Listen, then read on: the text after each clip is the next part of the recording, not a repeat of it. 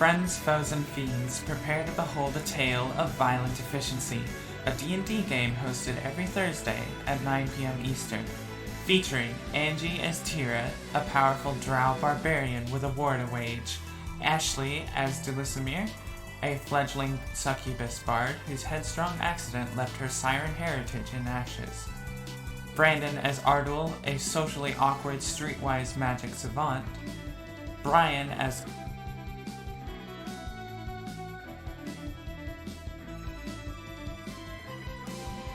Jeff as Lazarus, a vampire fighter with missing memories and an interesting obsession with the obsessions of others, Rosie as Fauna, an elven beast heart whose gentle and hearty personality strongly contrasts that of her owl care bear companion, Nyla, and finally, Brad, our game master and storyteller.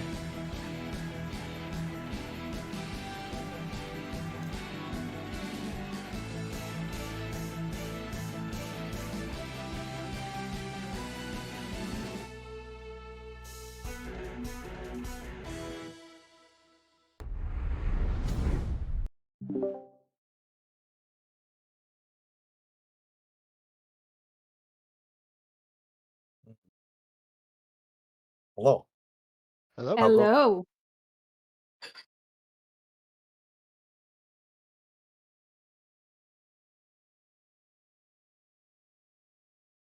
Yay.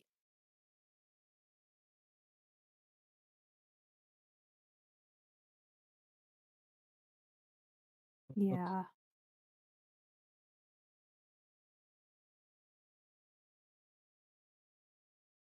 What the heck? I am you're muted. not. I hear you. No, I'm muted on the stream. What the heck? Alright, well, we'll try that again. Hello, everyone. Welcome to the stream. I'm joined Hello, by everyone. Hi. Brian and Angie and Brandon. Hello? And to reiterate what I said that I'm very excited today despite the circumstances. I wonder why my keybind for the mute button isn't working. That's...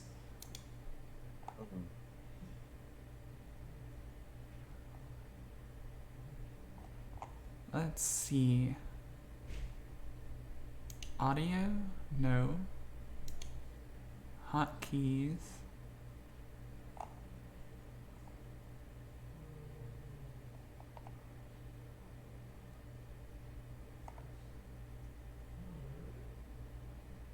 Also, hello, Tess.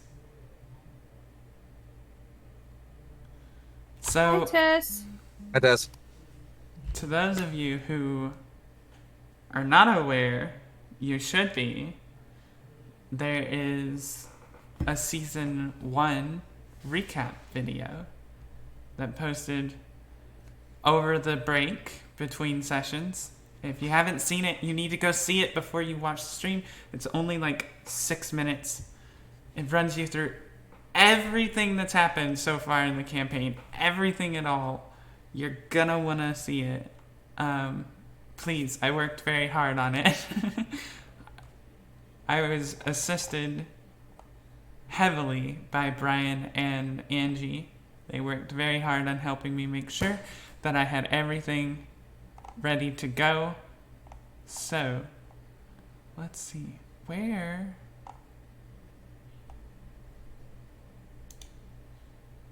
Mute.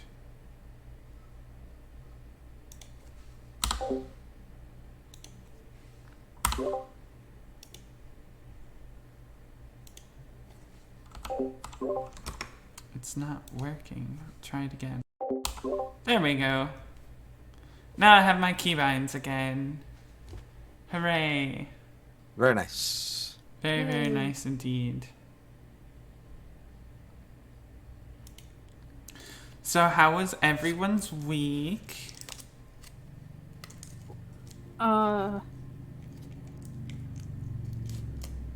Angie, you don't have to answer.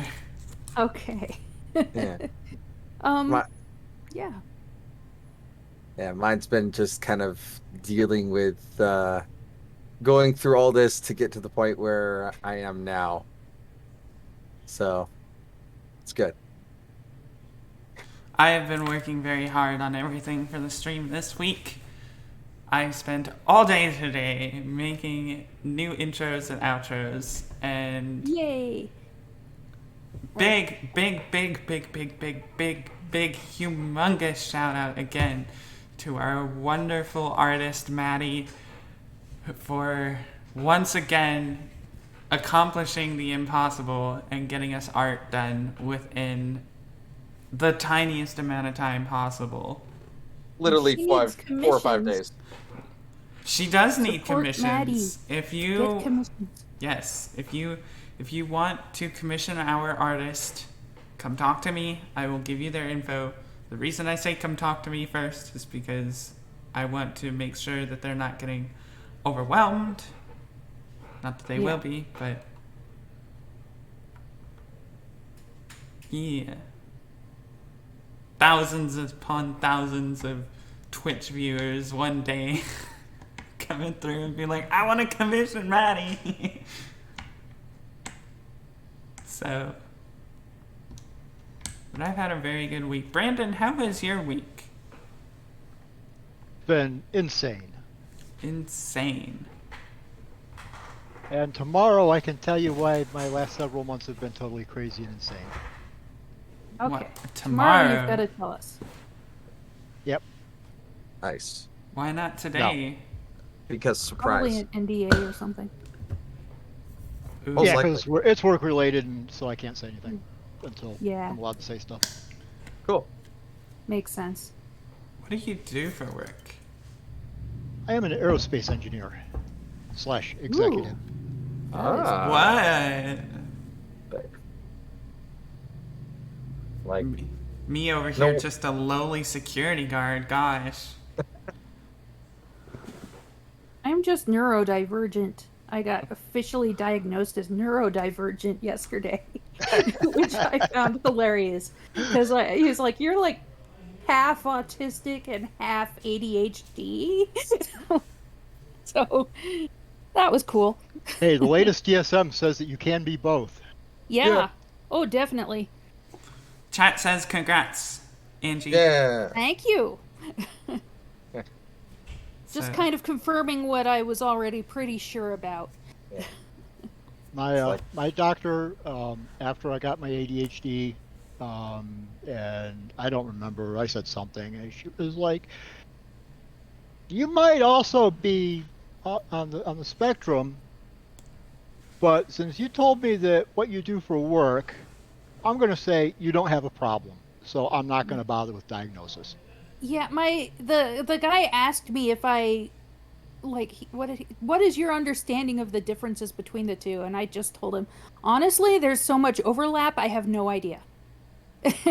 And he's like, that's fair. That's reasonable. There is a lot of overlap, so I don't know. So then the question, though, is, what are your superpowers? Were you? No, that's anxiety, honey. Yeah. I don't know. I know my special interest. I think most people can guess it. But Is it I don't- D&D? yes. Amazing. Ashley is a detective. Uh-huh. Ironic you say that because You're a detective? not like a real detective, but I do a lot of detective things. Cool. Like, What a detective. That sounds so shady. That sounds like the shadiest shit. I do a lot of detective things. Of what? That could mean literally being like Sherlock Holmes or a stalker. That's true. Yeah. so There could be either one of those things. You could be a crazy person in the middle of. Okay, yeah, well, we that already actually. know that. Like, 2 weeks ago, didn't she eat, like, hard-boiled eggs and drink milk? Oh, yeah. Further relying into the factor right off the bat. Serious.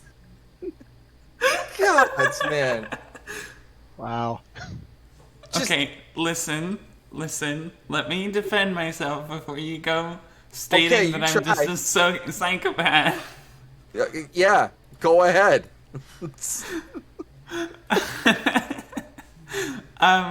So any of my longtime viewers will know that I play 5M, and I haven't been streaming it just simply because I haven't felt like streaming it. I am planning on getting back into streaming it. It's not a major deal. But one of the things I do in 5M, which, to those of you that don't know, is a roleplay platform for roleplay platform for GTA 5, where you roleplay as cops, EMS, civilians, firefighters, doctors, lawyers, etc., etc., etc., right? You're basically role-playing real life, but in a way that it's not so real life. And one of the things that I do in there is I am a detective. I'm a homicide detective. Sounds fun. I enjoy it a lot. I don't... Let me rephrase that. Because that sounds really sick and twisted.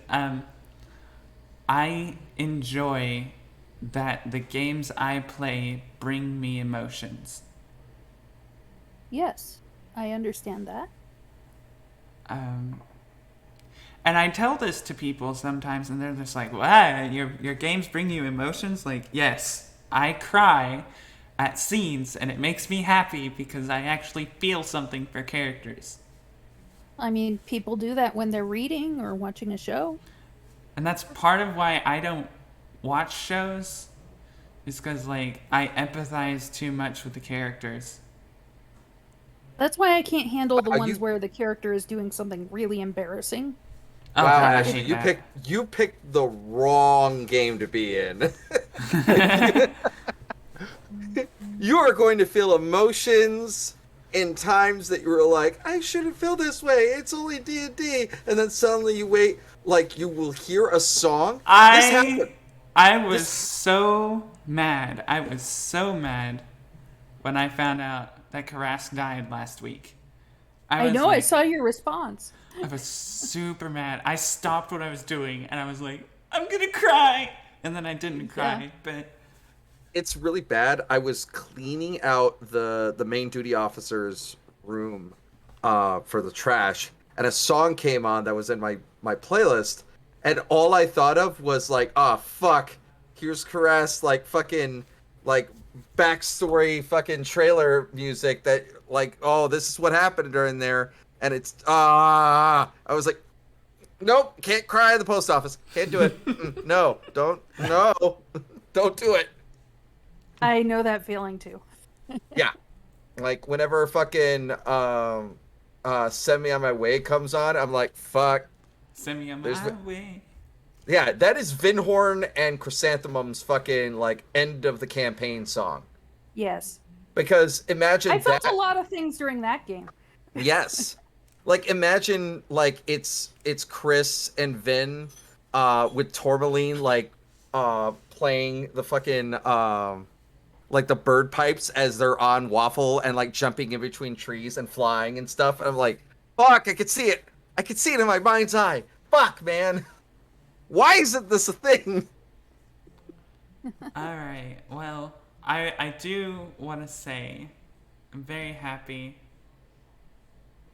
that that I'm in this game, and I'm positive that we will see some trace of Chrysanthemum and Vinhorn again Yeah. soon. You- TM. Yeah. You, we man, I swear, if we're able to do this, I don't give a fuck.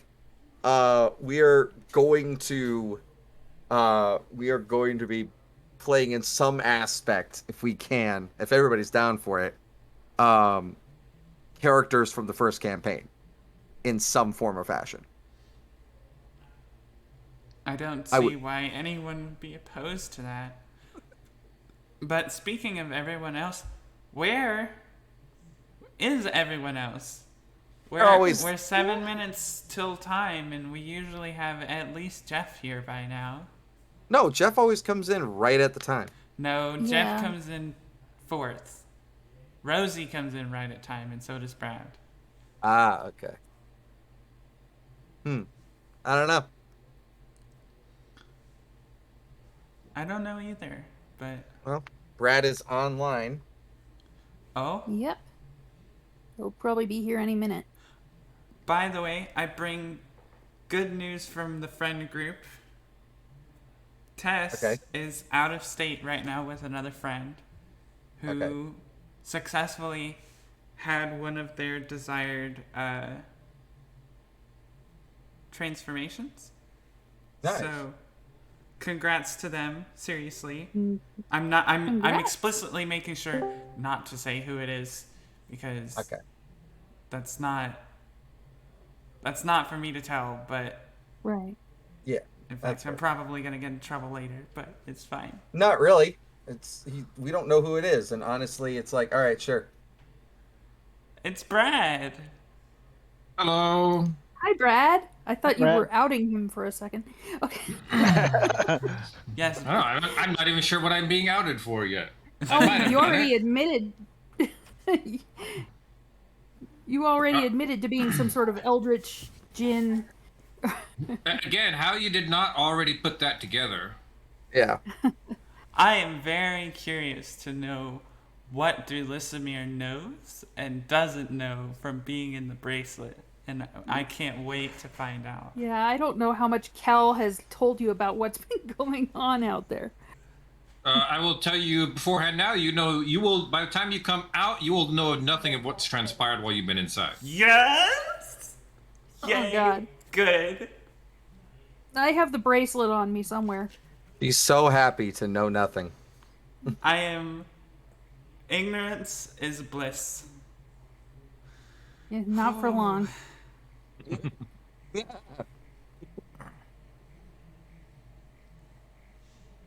Get that, mark that. Yeah. By the way, I wanted to make sure that when I was doing my stuff, when I was thinking about it, I'm just like, all right, what would I need to get in if we were in town or anything like that? So that way I could just knock it out of the way so I don't have to worry about doing extra roleplay stuff. That was why I was just like, all right, I would like to get this, this, this, and this, and this, and then what this would need and all that stuff. So that way we can just go into it rather than worrying about extra roleplay. Right. So that was my reasoning behind that. So I knew I was forgetting to do something. I'm still fiddling with the levels on the microphone, so you sound fine. you are going to think that I sound fine no matter what because this microphone isn't what's changing. I have two microphones. Who's that? That's Rosie. See, Hey, Rosie. Oh, yes, Brad, I wanted to point out specially that my new art does have the ring on. I did. I noticed that when I was looking at it earlier. Yeah. Wait, what? Really? Hold on. Yeah, it has the ring on. I made sure that Maddie put the ring on there and it gave like a frosty Oh, I thing see it. to Yeah. her hand. Hold on. Let me pull it up so I can show it to the viewers real quick. Yeah, show it to them. I'm going to. Hold on. And she's cute. It was very nice work on that one. Yeah. Yeah. Give I'm me. like thanking you. I didn't do it. It was Maddie. So if you look, yep, there it is. There it is. Courtesy up, of baby? Maddie. It's Tira in all of her new drow glory. I'm very happy with it. Hello, Jeff.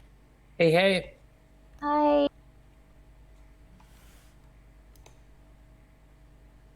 All right. Alrighty. I can't believe it. It's Thursday, which means it's game day. Yay. Been looking forward to this one. Me too. Let me pull up the recap. There we go.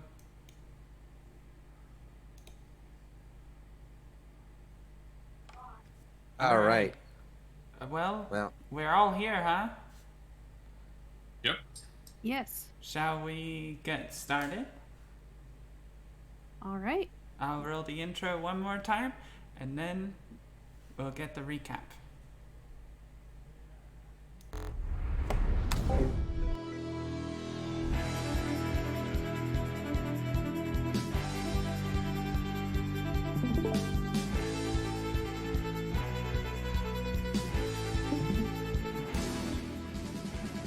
Friends, foes, and fiends, prepare to behold a tale of violent efficiency, a D&D game hosted every Thursday at 9 p.m. Eastern, featuring Angie as Tira, a powerful drow barbarian with a war to wage, Ashley as Delisimir, a fledgling succubus bard whose headstrong accident left her siren heritage in ashes, Brandon as Ardul, a socially awkward streetwise magic savant, Brian as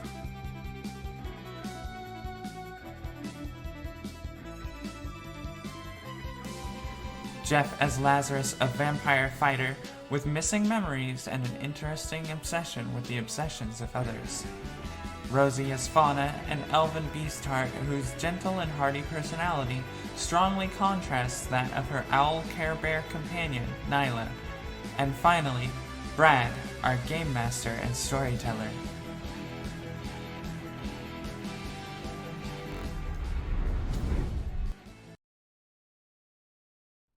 Tira here. Last time, is that me? Is that really my voice? Last time on Violent Efficiency, questions got answered. What the? Secrets came out and it was a shit show. We finished our fight with the Great Worm Barbarians, and that was no problem, except that Delisimir disappeared, we think, into her bracelet because it was laying on the ground. I picked it up because I had an idea forming in my head. We slew a couple ice trolls, did some puzzle bullshit where Karask, he made me big so I could put a giant great axe where it belonged. Then we got to go to the Oracle. After, we had to talk to some giant's ghost who was killed by his father. Karask, he promised to avenge him, even though I think we're dealing with enough shit. So the Oracle tells us that the giants want the Nightstone in order to vie for leadership because it's powerful, and, since the Ordning is broken and they don't really have a leader now. Ardwil learned his family name, since he was an orphan, and he doesn't know where he came from.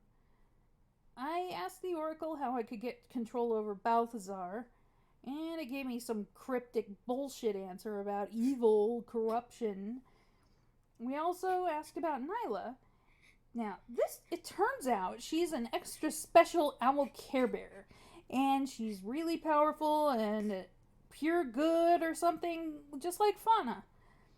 Karask also found out the formula to make an antidote for that nasty murder fungus that killed a bunch of his people.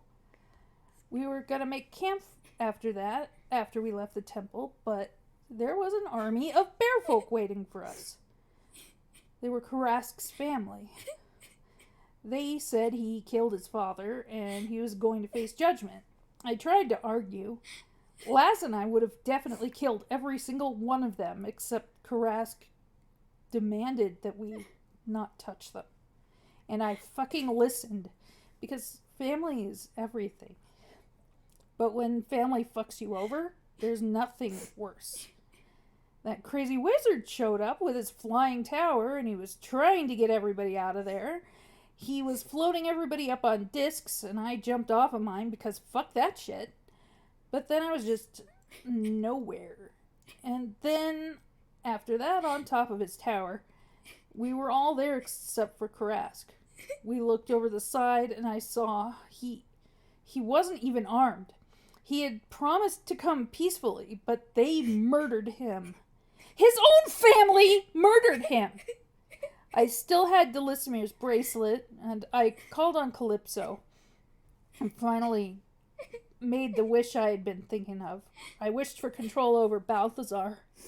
and I feel so different now. I'm so much more powerful, and Balthazar serves me down. He serves me now, and for some reason, I guess I'm a true drow. I don't know if Calypso just thought that would be funny, but that's fine. We'll avenge Karask, and I am gonna make sure every last one of them dies screaming. Goodbye, my friend.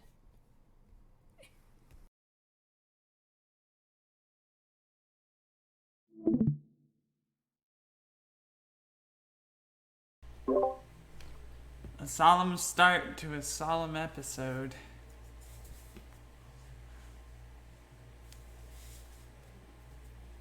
All right. Well, with that out of the way, are we ready to play some D&D? Yes. Yes. All right. Start of our second season of play here for Violent Deficiency. 2 of 3 is what I'm tracking it will be. Ooh.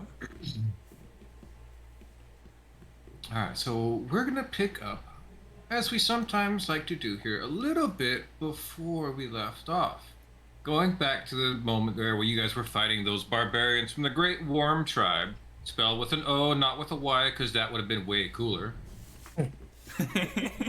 I blame the barbarians not being able to spell for why their tribe was named after, a worm. This where you're in the midst of the fight, paying attention to what's going on, getting ready to cast a spell, and all of a sudden you're in that magical forest right outside of Calypso's castle. What the hell? Calypso? See the main door to the castle just kind of swings open. She runs inside quickly. You go running inside, and very quickly you see Calypso walking out towards you. Uncharacteristically serious look on his face. Uh-oh. Delisper, there you are, there you are. Perfect, come. We must go. We don't have much time to tarry. Come along. Why now? We've been summoned. Summoned? Yes, we've been summoned. We've been, a collective has been called of the Jinn, and they're bonded, and we have to respond. We'll have to work with your address for a moment. Held still. He snaps his fingers, and you are then in a very nice dress, pretty similar to what you wore to dinner at Tira's grandfather's. What?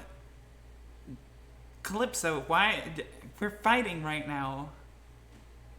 Yes, everything will be fine. Don't worry. They'll, put an axe in somebody's head. The dragon will freeze somebody. It'll work itself out. We don't have time for that right now. She relents. He leads you down through to a door you've never seen before. No, so usually, weirdly enough, you kind of realize now that every time you've been here, there's only been one way to go through the castle.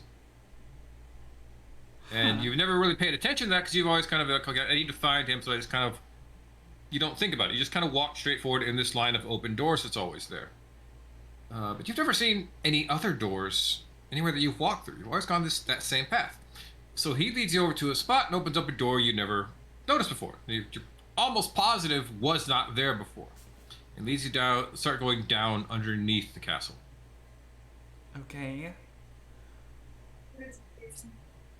Now, it is important to remember as we arrive at the collective, you'll see many other Jinn there along with their bonded. We are over here to respond to a summons. I'm not entirely certain what. Probably has nothing to do with us, but, obligations and all that. Hopefully we won't see my sister. Who's your sister? Who is my sister? Yes. Allegoria is her name. She fancies herself a bit of a prankster. I see. I don't see the humor in it. I don't think she's that funny at all, to tell you the truth. Here we are. Goes over to the wall. So you got to come down pretty far. And presses at the rocks in the wall in a very particular manner. And then the rocks begin to separate and slip across. and there's just this what looks to be a silk curtain in front of you. Calypso holds out his hand for you. She takes it hesitantly, but He brushes the curtain aside, and all you see is like sunlight coming out from the other side of the curtain as he pulls you along with him to go through. And then you find yourself in what could only be described as some crazy kind of desert type palace. The walls are completely open, showing beautiful sand dunes with a bit of starlight over them. As you see, it seems like it's kind of at almost dusk, so there's that mixture of where the orange of the sun setting matches up with the beginnings of the night sky. okay. And all around you, you see hundreds and hundreds of jinns, all shapes, colors, sizes, each of them being accompanied by another, apparently a being of a mortal race. Anyone that I recognize? Roll me perception check. 10. 10. Nothing you recognize out here. A lot of people see a lot of, like the jinns look crazy because they're all completely wild, and then the mortal races you hear. There's a halfling over there. There's a couple of half orcs. There's some drow, etc., etc. Everything you can think of. And right now, everyone just seems to be kind of mingling a little bit, saying hi. You see, the majority of the mingling is done by the jinns. Everyone's bonded pair just seems to be kind of looking around, a lot like you feel, a little unsure of what to do in the midst of all this. I pat my sides. Do I have any weapons or anything? You do not. Okay. When Calypso changed your clothing, he changed you down, so you're just here with your dress. Like all of your gear and all of your items and stuff are not on you anymore. Okay. I'm gonna continue silently following him. Calypso leads you off the way. So you see he's like looking around, and you see he finds a set of staircases and moves you up to the second tier of the balcony so you guys can look down. He goes, best to be up here. You don't want to be down on the bottom trying to curry favor with the Jinn Queen. Never goes over well. The Jinn Queen? Yes, the Queen. Who do you think summoned all of us? I don't know. Well, it's a queen. It's our queen, yeah. What's her name? She doesn't really have a name per se. Well, it's one of those things like if you know her name, then you can ask for a wish from her. So I it's see. a very guarded secret. That's her catch. We all have a particular set of rules that come with each of our abilities to grant wishes, and that's hers. If you can say the name of the queen, she must grant you a wish. And admittedly, hers don't have a price. I see. You're sitting there looking around. You see there is what you're looking at it through this perspective of what you would normally see in noble courts and stuff. So you're kind of adjusting, like the architecture and the designs of everything are all a little different, but placement of everything's still the same. So where there should be a throne is like this pile of silk pillows and blankets and stuff. You see, there's a couple of people are like congregating around. Everyone's kind of trying to get that good spot to see when the queen arrives. As you're looking about, you hear a voice come from over the back from back behind you. Calypso, Calypso, little brother, I thought that was you. Uh-oh. Yeah. You look back around, and you see another Jinn appearing. Looks very similar to Calypso. Blue skin, white hair, very tall, dressed in kind of Grecian-style white robes that cover her body, and almost equal height to Calypso. She comes like sauntering in, and you see her bonded right behind her. wearing a dark brown coat that goes way low, hiding his weapons, with a cigar in his mouth and a wide-rimmed hat pulled Oh, low no. over his eyes. Oh no, is it? Do I recognize this guy as the bounty You hunter? immediately recognize George Reynolds. No. Oh no.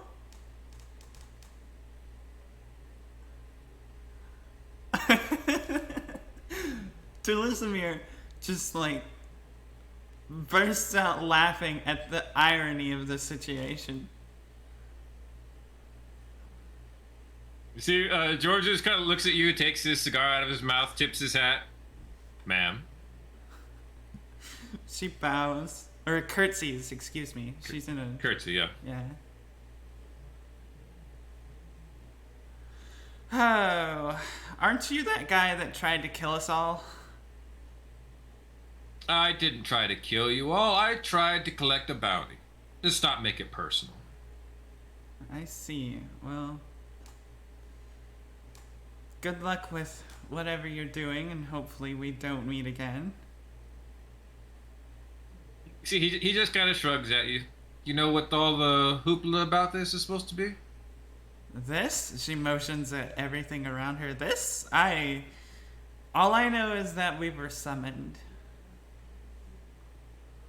I'll make you a deal. How's this? He raises an eyebrow. I'm listening. Since you and I are the only two here that seem to know each other from outside of things, why don't you and I stick together and we won't have to be enemies for the time being? See, he smiles, goes, "Yeah, I'll take that deal." Can I insight him? Inside it.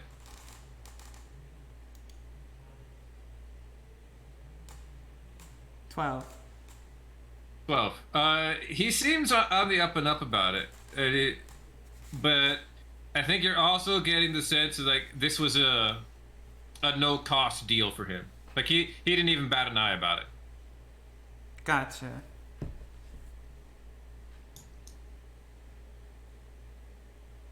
Alright. See, he comes next to you and like leans over the banister. He goes, "Just so you know, these kind of meetings have a very strict hands-off policy for dealing with each other. We couldn't make trouble if we wanted to.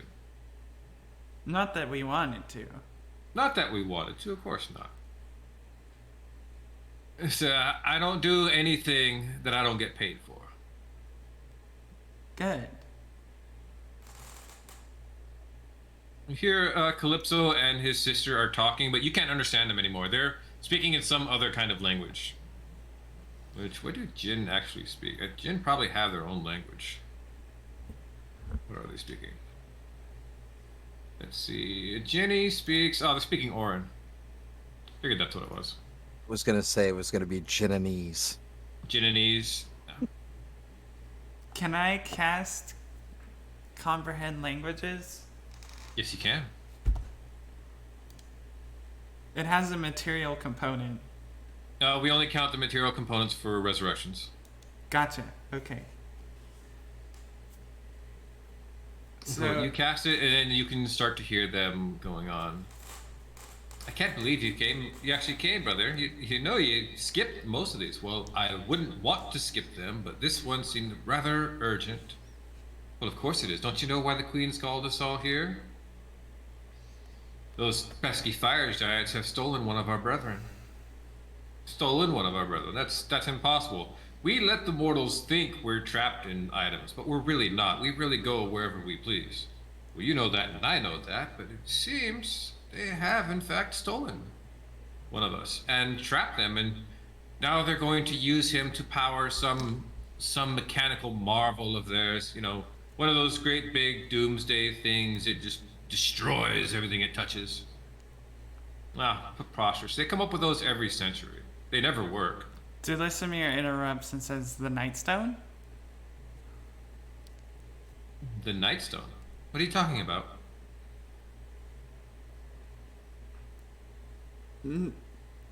She shakes her head. Wait a minute, are you speaking our language? am I speaking their language? Actually, no, you're not. Comprehend languages isn't the same as speak languages. So no, you're speaking in regular common. Okay. She says no.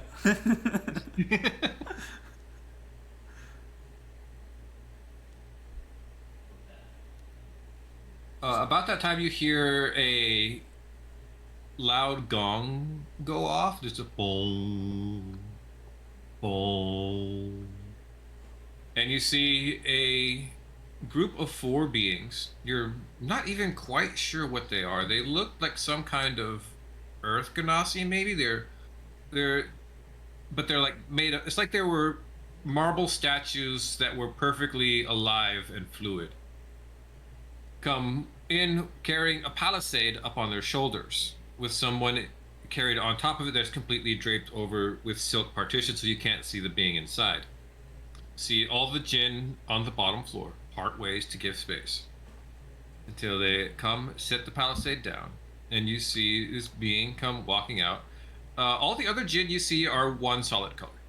Well, their skin type is one color, then they have another hair color that kind of goes with it. But this one just scintillates in various colors, seeming to shift almost at the drop of a hat, never quite even maintaining a solid color, as it's like raindrops falling on water, and every ripple is a different color. It just kind of like sparkles across her skin in this ever-flowing, changing lines of, purple here that starts to spread out, but then it's hit with blue over here that spreads out on this line, and then She's it crisscross rainbow. in different ways. Very rainbow, yeah. Okay. She comes sauntering up and sits down in the, quote-unquote throne of silk pillows and blankets. And just in that Cleopatra-esque, like, lace off halfway to the side kind of thing.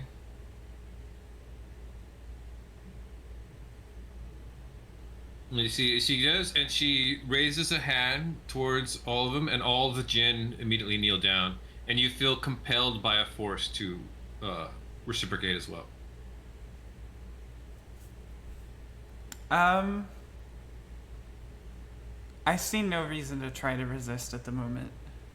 Okay. You all kneel down for a moment, and then she smiles and puts her hand down. Everyone stands back up. Glory to you, my children, my sweet family. I have summoned you all here today for a matter of grave importance. One of your brethren has been held captive, trapped by the beings known as fire giants. I wish this to end immediately.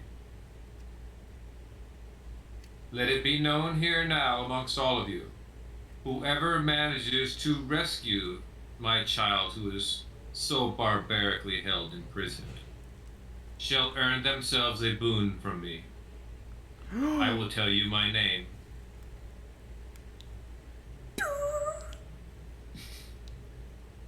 Lisamir audibly gasps. You're not the only one. You see, like, how do I say it? 'Cause normally, if you were like in a court there, you'd hear the mutterings of everybody, but everybody's really trying to be quiet about it. But you can still hear everyone's kind of like whispering to each other. Like the jinns are all looking at each other, eyeing and sizing each other up. But it's like everybody has that moment of oh shit. Delisamir is going to stand up and say, Your Majesty.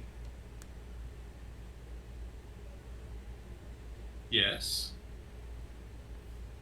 What is stopping all of us from working together? Nothing is stopping you all from working together should you still wish. But I will give my boon to only one. She shakes her head and says, That's just going to bring conflict. You immediately feel a hand clap over your mouth, and it's Calypso. Shh.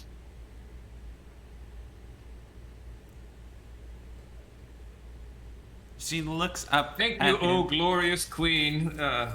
Please do not pay attention to the mad ramblings of my bonded. You know, she had herself brain scrambled a little bit on the material plane. It happens from time to time. Thank you. We shall be off on our way. We all have very important business to attend to. He like literally still has his hand over your mouth, picks you up by the waist, and like walks out with you held up as all the other Jinn are starting to disperse as well. She says, she thinks very, very loudly, Calypso, wait! He stops. What? What? You didn't even bother to ask where the person last was. It doesn't matter where they last were. They've been taken captive. We need to find fire giants. So where would they look? I don't know. You're an adventurer. Ask your friends. You guys have been dealing with giants for ages now. So let me ask the queen Ask the queen what? where he was taken from. Again, it doesn't matter where he was taken from. It matters where he is now. It matters very much where he was taken from and how long ago, because that dictates how far they could get. You could not just randomly ask questions of the queen. If she grows irritated with you, she'll whip me out of existence. One question. Roll persuasion, DC 20. DC 20. Oh my He god. really does not want you to talk to her. 23.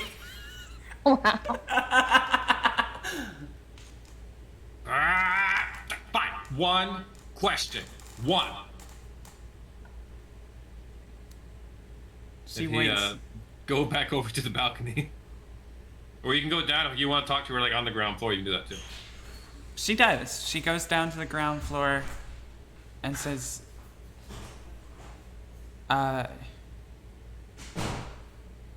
Your Majesty, I'd like to approach. You may. She approaches just to a respectable distance away, but close enough to be heard without having to shout. Your Majesty, I have but one question. Yes. Where and how long ago were they taken? They were trapped 1 day ago. And they were in the Silver Marches near Dead Snows.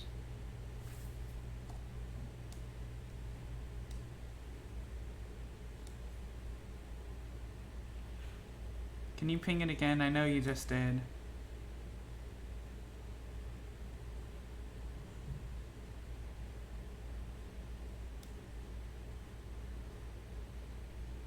Got it? No. My sheet must be in the way. It's way on the far right of the map. Wait, should have dragged your thing over to there. The More sil- north. The Silver Actually- Marshes? I wonder. Oh, Silver Marches. There you go. And where else? In Dead Snows. Okay. We're going that way anyway. She curtsies very, very elegantly and says, "Thank you, Your Majesty."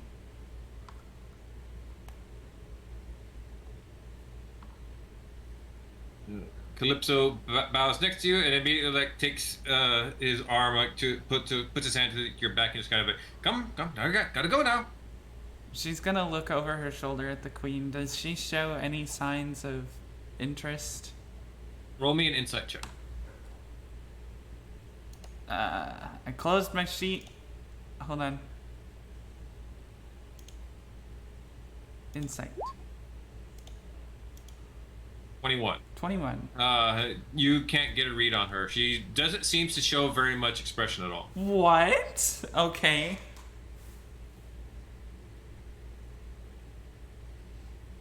Alright.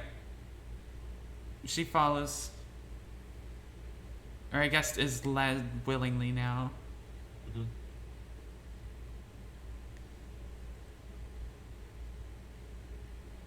Calypso leads you out. You see, everybody seems to be going out through different um, curtains of silk. Like they're like you go to one section, just look like there's just a wall of silk, all of different colors and stuff. And at this point, you probably also catch on to a very interesting thing. Every curtain of silk that the Jinn are going through, the color of the silk matches their skin. I see. And Calypso leads you over to the one that matches his. You go through, and you're back in his castle. I'm sorry, Calypso. I needed to know. You're just lucky it wasn't any worse than that. I probably would have stopped you sooner, but I got distracted because your friend Tira was calling for me, and she was asking for a wish, and you know I can't say no to that, so I had to take care of that.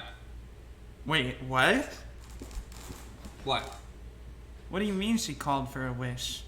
I mean, she called for a wish. She sit there, she took hold of the bracelet, asked for a wish, and I wish for such and such, so I granted it to her. Okay. So, was that it? Was what it? Was was that all that you needed me for? Was just a meeting? Yes, a meeting with the queen. Why is he saying it like that wasn't a big deal?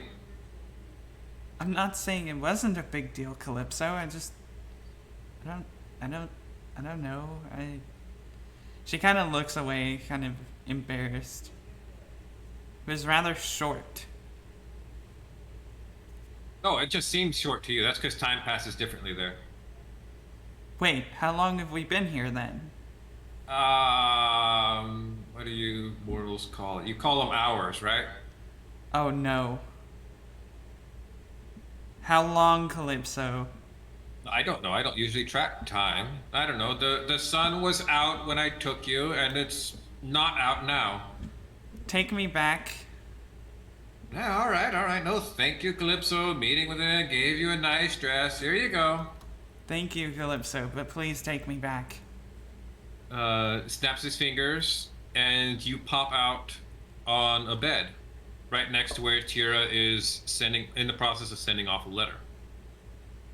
Tira, you're up in your room that you went over to in Zephyros' tower. Okay. And yeah. And I am drowned now. Do I recognize Tira? I'm still wearing the same clothes. She's wearing the same clothes, and she was half drow, half orc before, so she's not so drastically changed that she's not, recognizable. I was 1/4 human. Nobody counts that. Apparently. Depending on your flavor, her sexiness scale just went up about 5 points. Yes. Tira, you lost weight. I know. I don't know why. Hi. Where have you been? Well, the queen of all I guess you were Jinn- having. He said you were having dinner. we didn't have any dinner. Don't tell them we met the queen of the Jinn. That's not a thing we let people know about.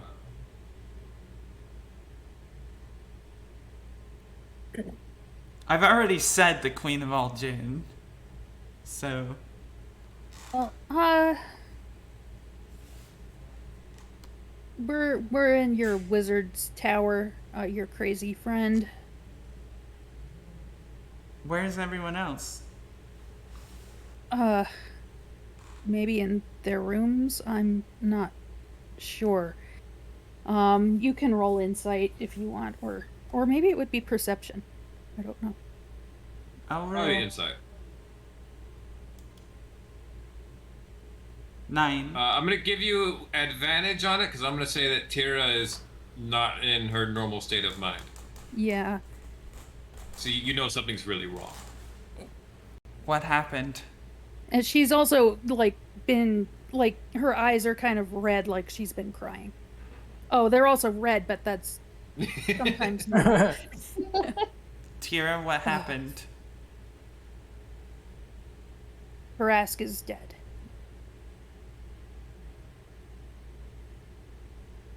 What? His own people came after him because he did something. He killed somebody, I guess. and he was trying to go with them, and they fucking killed him.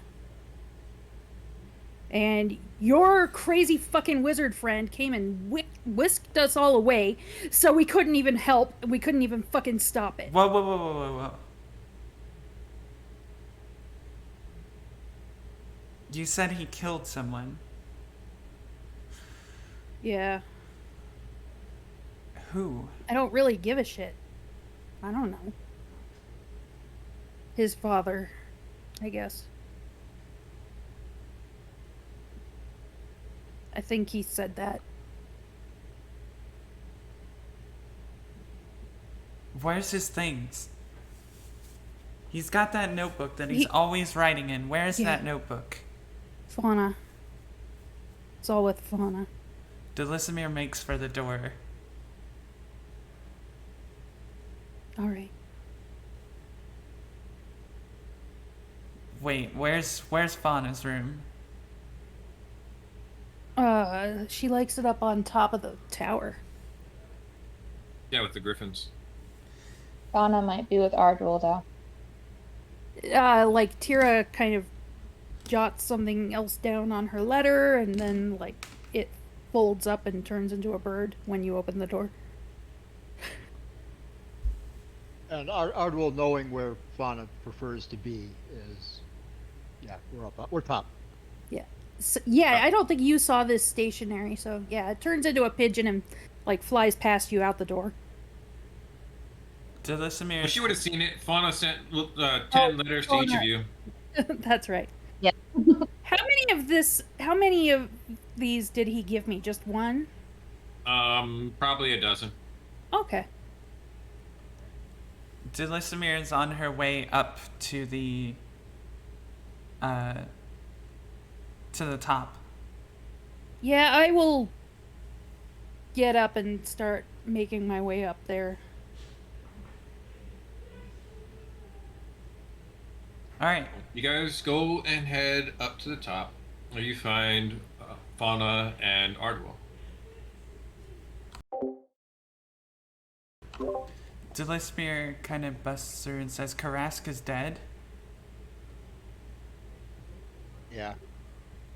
Fauna's just gonna break out into tears again. She sighs, kind of puts her hand to her face, reminiscent of how Karask would have done, and looks at Ardwell and says, Where's his notebook? Fauna is like clutching it, so you might notice that she's got it. Fauna has it here. Can I see it? Why? Because surely there's an explanation. There is, and she's gonna take out the letter and she'll hand it over to her. Alright, let me Would you mind if I read it as Karask? go for it, please. Please, yeah. Brad? Knock yourself out. To the violent efficiency. If you're reading this, something terrible has happened to me. I sat contemplating how to break this information to all of you, so here it is. I have withheld information from you all. Not much, but enough to make an impact. My name, my true name, is Zelksorn Madslayer. I was given the title years ago from my father after helping a clan of Goliaths survive an attack of cave bears that had grown bloodthirsty. My clan, however, associates that name for why I have been with you all and why they will be coming after me, if they already are not. 3 years ago, my brother, myself, and my father were tasked to go help the White Paw clan. When we arrived, there were strange spores in the air, and before I lost consciousness, I saw a person draped in black robes, wearing a moose skull, standing in front of me. When I came to, my mouth was filled with blood, and I was running my spear through the chest of my father. I was mortified, and I ran before I could get caught, believing I was controlled or something. Because of this, my clan was exiled, and I was hunted down by every clan in the area. I ran for 3 months straight, surviving off berries and an occasional fish until I arrived in Springbrook, where Professor Ryday took me in. We enrolled me in Witherbloom College, and I studied feverishly to find a cure for that fungus to no avail. During that time, I was roommates with a half-elf named Shazi Dalewin. They were studying to become a transmutation wizard, so I helped them as best as I could. I fell in love with them, but I knew my calling was approaching to graduate. I left, but I told them I would return when I was done. I want you all to know that even though I didn't trust you all fully, you all have gained my respect and given me new purpose to help those in need. But if you're reading this, that last point is moot. For my final requests, I ask 3 things of the violent efficiency. Complete my calling, making the antidote to the fungus and returning the final product to Witherbloom College. Fawn and Artwill should have no problem with that.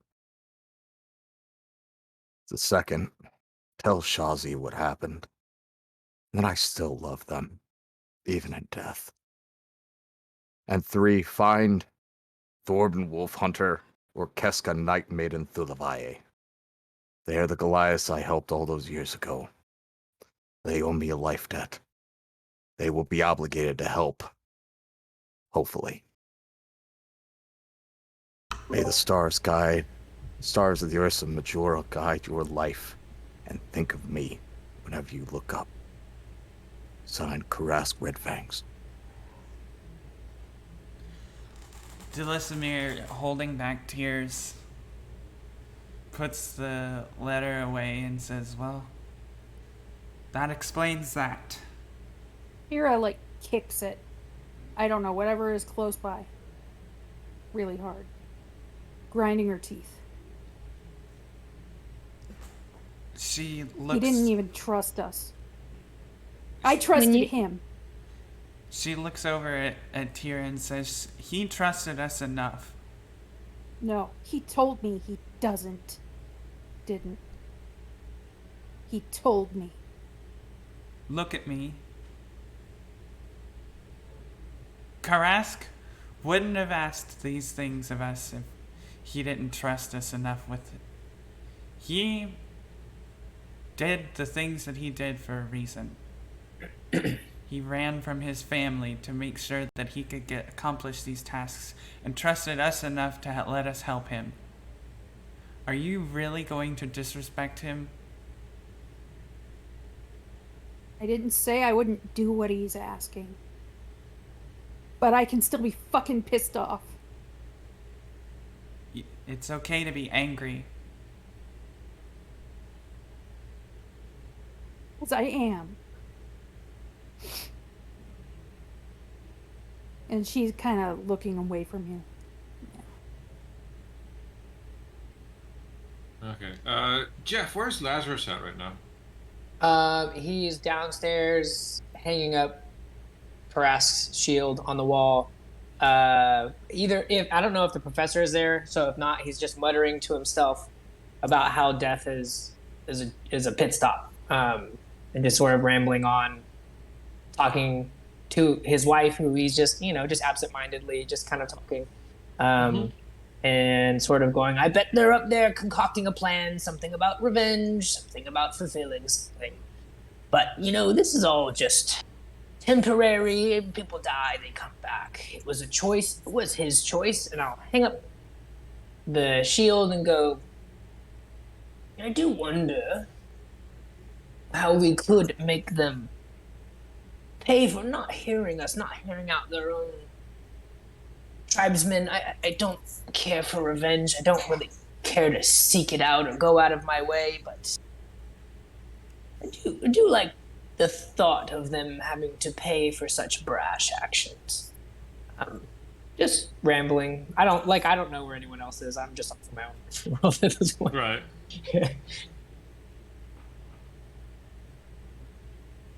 I think then in this state, you've kind of opened yourself and you've been reaching out to Carmilla more so than you have before. And you're just gonna hear the whisper on the wind. Oh, my sweet darling. Such savagery wounds at your heart. Don't you worry about a thing. I'll take care of everything. I will respond, darling, always have my best interests at heart. And I'll take my knife and do a little cut on the finger and just sort of run it across the wall under Harassed Field, sort of sealing the contract with Carmilla. I do appreciate you looking out for me. He was a good friend. You always have my best interest at heart, dear. A couple hours pass by. Up on the top, you guys sit around the fire, looking out at the sky as the castle makes its way, or the tower, makes its way south, sharing a few stories about Karask and remembering him, until you all break up to go to your rooms for the night. I have an important question. Yeah, go ahead.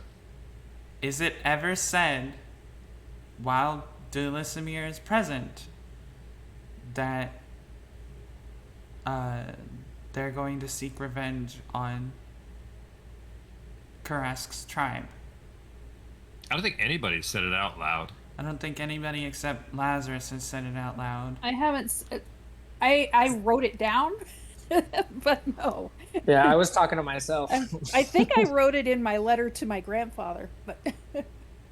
You did. Fauna has been silent for the most part, going over his journal, then going back to hers, and the only thing she would have mentioned is wanting to fulfill his last wishes. Yeah, okay, good. Kira will also mention it's obvious that it wasn't his fault. It was clearly that robed figure that he saw. So, Fauna, you intend to follow through on which of these tasks that we've been left with? What? Did you eventually join us upstairs? Yeah, I'm gonna join you guys. I assume Brad was flashing us forward, or else I'm gonna be downstairs talking to myself for a long time. Both of those seem plausible with Lazarus. Yeah, I would be down there for ages. I would assume I rejoined you guys upstairs around the fire, and with Fauna flipping back and forth between the journal, I would inquire, like, which of these which of these are you hoping that we tackle? What is it you guys intend to do? The cure of the thing. The cure of the spores, the fungus. Yeah. For we need to do that for him. For his tribe. Yes. Fauna will kind of just not look for up his and go, tribe, all but of for them. Well, For his tribe, Dulasimir why clarifies. the fuck do we give a shit about his tribe? that's where I was going. I don't quite care to help them. Me neither. I wouldn't go out of my way to help them or harm them. I'd be fine with sending them the recipe. If they truly seek salvation, they could put it together themselves. I don't know if I agree we should be trying to save any of them. The request I'm not is helping actually, them after they just blamed him and didn't even try to find out what really happened. Let Ardwell speak.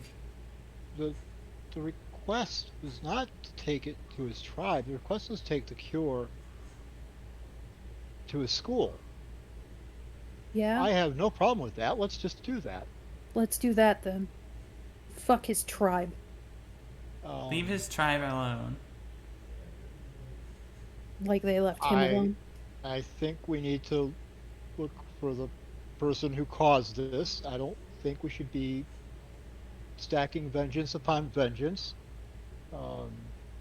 Unfortunately, that happens in such hierarchical societies. To the shame, to the shame. I agree that we shouldn't go out of our way to help them. And if I misunderstood the instructions, then that's fine. We can take the cure to the college. That's not an issue. but I will not see them be hurt. They were exercising their own twisted sense of justice.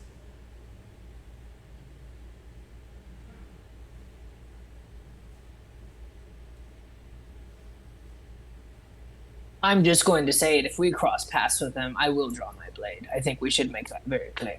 Then you'll be drawing your blade against a friend. It won't hurt you if you feel the need to attack me to stop me. That Why is would your you choice. Why you would die defending them, those murderers? I would die defending any innocent life. Well, And there aren't innocence- any there. It's all relative, isn't it? They're not innocents. They fucking murdered him. Fauna's just gonna kind of stand up and just go, "Shut up! I don't need. We don't need this. We don't need this. This is unnecessary." I'm gonna take care of his last wishes. Okay? You guys don't have to help. It doesn't matter about his tribe. We're gonna leave his tribe alone because that was one of his last things he said before he died, to not touch them. So, and she's gonna just kind of run off. Wait, going to listen to me. No, I'm just kidding. That was my I fault. said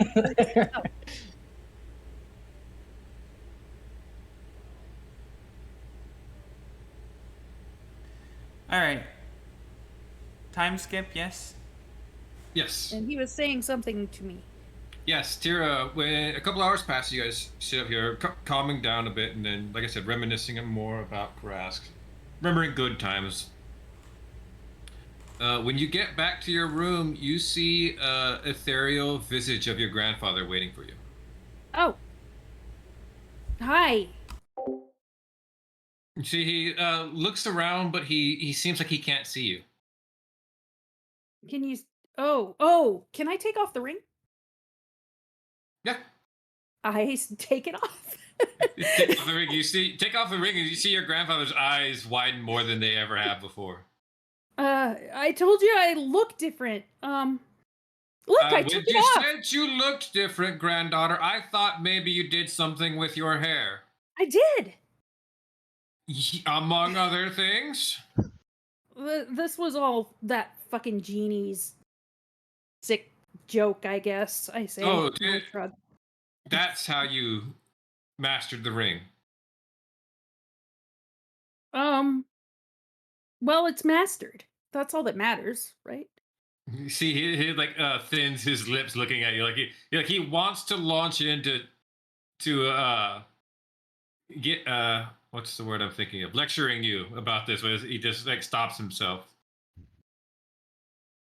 I mean, so sorry to hear about your friend, granddaughter. Yeah. Me too. Are Is that you like- all right? I kind of shrug and I said, I really don't know. I'm really pissed off, and some of them are defending the actions of those people, and I don't really feel like being understanding about that right now. But yeah, Yes. I'll be all right. Remember what I've told you about your rage, granddaughter.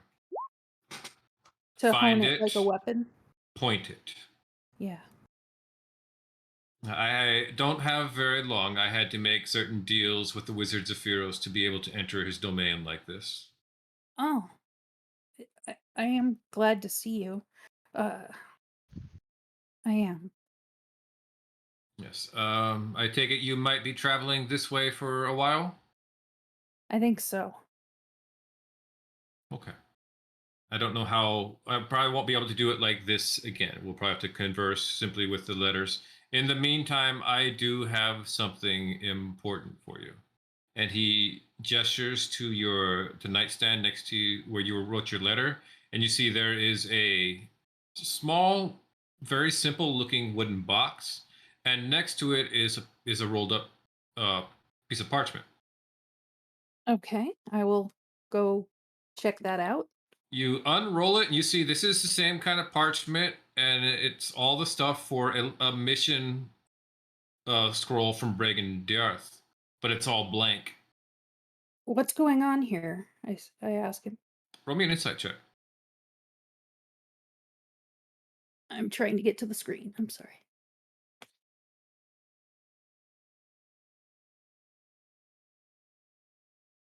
I don't know. Hey, you don't know. You don't know. Looks at you. Says, open the box, granddaughter. Okay, I open the You box. flip it open. There's a pen inside and a signet stamp. It's your grandfather's signet. Uh-huh. What you're holding here is, for all intents and purposes, a blank check to write out a mission that will be carried out by Bregan Diarth. Oh. Who do I give it to? You write out what you want, the parameters, what you would see done, and then you put it inside the box, close it, and it will be transported to one of the other lieutenants to be carried out. Okay.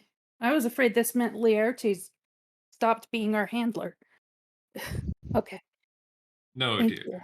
you. The artist is still your handler. Consider this an early opportunity to see what you will do when you move up the ranks. I will. Do you Thank- remember the first thing I taught you when you told me you wanted to join the organization? Yes? He kind of She's- grimaces. She looks like she's hoping a yes will suffice and he won't ask Yes. the answer. He goes, he gestures to your great axe where it sits propped up against the wall. And he gestures at the pen you're holding right now. A pen is every bit as deadly as a sword if you know how to wield it. She nods. I'll make sure to think long and hard before I decide what I'm doing with this. He nods, reaches out, and just you can't. He's completely ethereal, so his hand can't quite make contact with you. But he just kind of like brings his hand to your cheek and goes, "Anything else you need, granddaughter? Send a letter." I will. Thank you. And he kind of fades out in the mist. Whatever you decide to write on this, I don't want you to tell it to the group. I want you to send it to me in private message. Okay, I've got to think about this out of character too. But Yeah. I'm going to make sure to put the ring back on and secure this stuff on me so nobody can spry it out or anything. Mhm. Okay, and then I'm going to go look for Lazarus's room. Okay. When I assume you're moving on to somebody else. But Yes, I'm going to move on to somebody else. So I'll move back to you here in a little bit, though. yeah. We'll jump away. Ardwell, you go heading back to your room, and probably a little bit later than Tira, even just to make sure that Fauna is okay before you leave her. Yep. And when you get into your room, you see there is somebody in your room already with one of your books out, flipping through it. They have their back to you. All you can see is they have these like seafarer boots on, the big high leather ones with the fold over them, a very nice flamboyant cape, and a wide brimmed hat with a feather in it. No way. No. See, it close the door behind you. They look over and there you are, Ardwell. I was beginning to wonder how long it would take you to come up here. Allow me to introduce myself. If you are not aware, I am Jarlaxle. Nice to meet you, sir. Yes. The pleasure is, of course, all mine. Quite a splendid collection of books you have here. I especially like this one. Looks like you took it off a wizard of some kind. I noticed the bloodstains on the cover. Yeah. He wasn't needing it so much anymore. Those are the best kind. What do I owe the privilege to? Well, information has come to me of some terrible matter regarding our organization. It would appear that a member of my organization was executed. Indeed. Yes, dreadful business. That can't have that go unreconciled. That's bad for business, bad for our reputation as a mercenary group. Indeed. Indeed. My friend's in. He kind of goes over to a small little table and like sits down, kicks his legs up, and like grabs a grape off the thing and just like pops it in his mouth. My friend Zin speaks very highly of you, Ardwell. Says you're destined for bright things with us. Oh, thank you. As such, I've decided to give you an interview. For promotion. Over in that box over there that I've left out, you'll find a blank mission scroll for Brigand Diarth. Hmm. I want you to come up with a measure that will suitably compensate us for our loss. And will show everyone that you cannot simply kill one of our members without there being consequences. Do you understand? I do. I do. Very well. Well, I have places to be, people to meet. You know how it goes. This is your chance, Ardwell. I hope you impress me. I will do my best, sir. He claps you on the shoulder and goes walking out the door. Oh boy. And same for you. Don't tell anybody what you write. Just send it to me. Yep. Cool. Then last bit we're going to do here for this night, we will hop over to Tira, going over to talk to Lazarus. Mhm. Yeah, she just kind of taps lightly on your door. I will open it. You'll see his like swords, his daggers, anything with an edge has been laid out, and he's clearly been testing out his blood magic on all of it. But he'll just open warmly. Tira, Yeah. to what do I owe this lovely visit? Tira, roll me a perception check. Okay.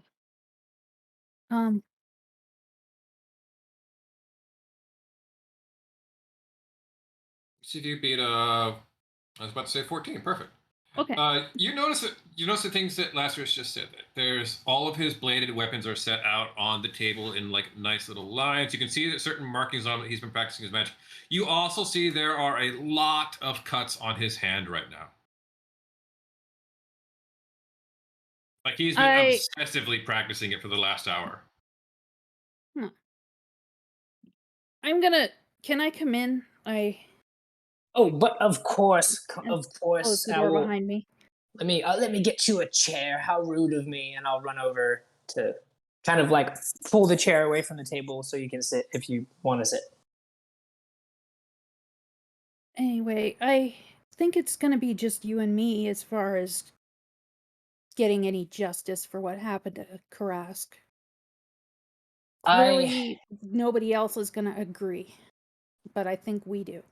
I would say so. I will admit I was a bit I was surprised at maybe Dulicimir's willingness to shield those that took Karask from us. Fauna being upset, I understood. I know they were quite close, and you know she has such a kind heart. I don't know if that would be something she I would wouldn't agree expect. But I don't want Delissimir to get hurt and get in the way, so maybe she doesn't need to know, and we could plan together. I think that would be best. Honestly, I think you could say the same.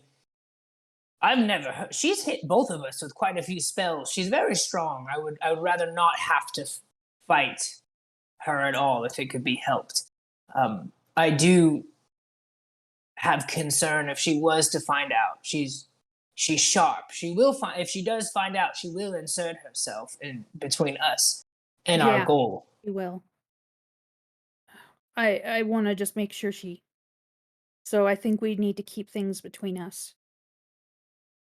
I will extend my hand that's been cut up to shreds and go, we can shake on it. You have my word. She will kind of narrow her eyes at your hand, but she shakes it. You tell me how you would like to plan this, and I will aid you in putting together something. Planning isn't usually my best area. Usually I leave that to Ardwell. But I'm not sure yet. If I was to take a logical leap, I don't think I would like to compromise him against Fauna in such a way. I do think. Yeah, I don't want to involve him either, because, yeah, I think it'll just make him feel conflicted. So I think it's just us. Okay, then as we venture out, we ask the questions we need. Likely the information we need, the others will need as well. We'll be able to pick up the trail of those that took Karash from us. I feel as though we will get that information. It should be fairly easy working with the group, with him, unbeknownst to our main goals. Yeah. If I think of any ideas too, I'll come to you again and you can do the same. Yeah. Oh, yeah, I know it's kind of frivolous with everything happening, but how do I look? You know, Tira, you looked perfect the way you were. If you feel good about how you look, that's really what matters most. I think you looked great before, you look great now. But I think your Radiant. own opinion. There you go. I've been married a long time.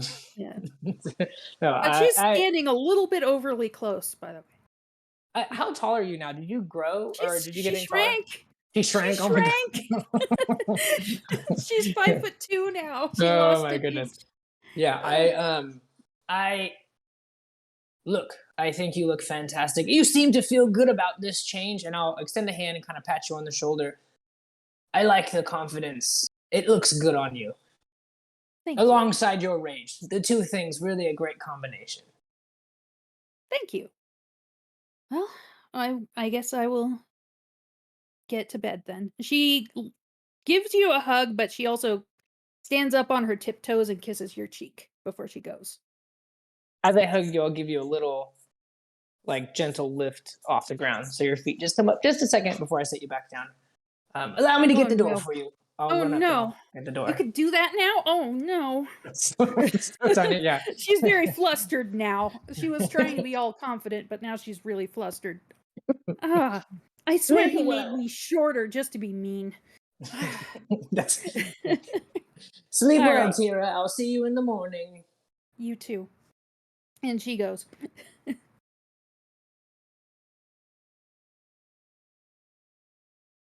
Cool. You head off to go. Lazarus, you go to sleep. Lazarus, after you fall asleep, unbeknownst to you, there's a little bit of lipstick smudge on your cheek where Tira kissed your cheek. And as you're asleep, a bit of the blood that's still on your blades that you were practicing with rises up and just kind of forms a hand. And it comes over to you and wipes that off your cheek. This is gonna get worse before it gets better. I'm sorry, my alignment change did not make me more generous. Yeah. No. This is good. Gross. Okay then. All right. We're going to hop to the next morning. Ignore that. I did not mean to do that. You You wasted wasted- a nat 20 is what you did. Yeah. You rolled initiative. Ah. I was trying to put my character sheet back up because I accidentally closed it and oops. Next morning, you guys gather up around a very large table for breakfast.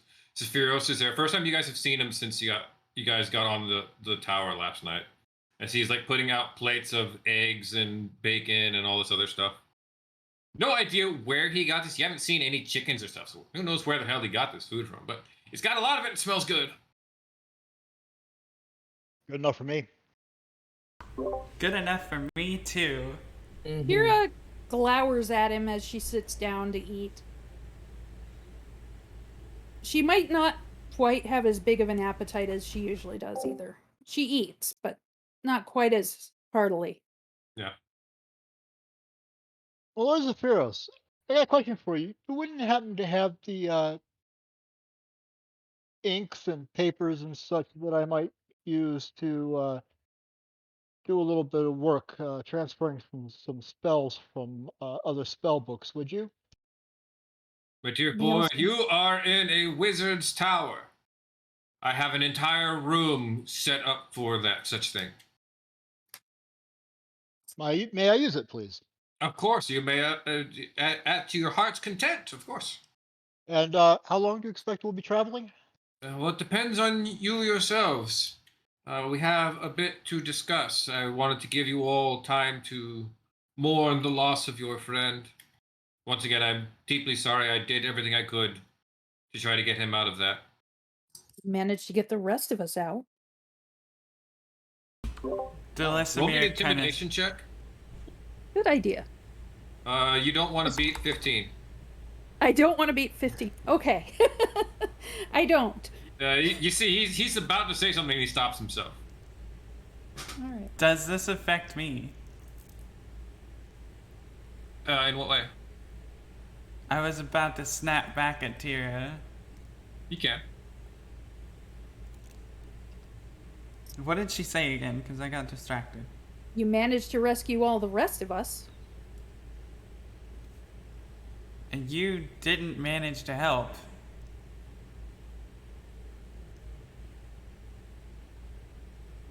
Like, a fork is bending in her fist right now. All right. Please, please, please. Horrible Let it be things known. happen. Nobody intended for horrible things to happen, except for the execution squad. There's no need to take it out on the professor, though. I still don't understand why you don't like him. He's been nothing but a gracious host to you, and yet you still refuse to take his gifts, eat his food, I be am eating in his his food. general presence.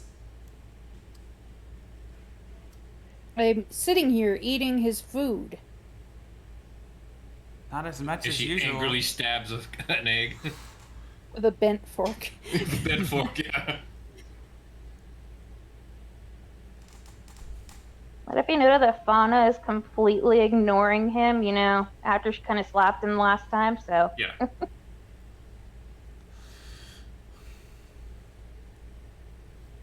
To speak on matters that we needed to discuss, though. The ordering, as you all know, is broken, and the giants have begun to make their moves.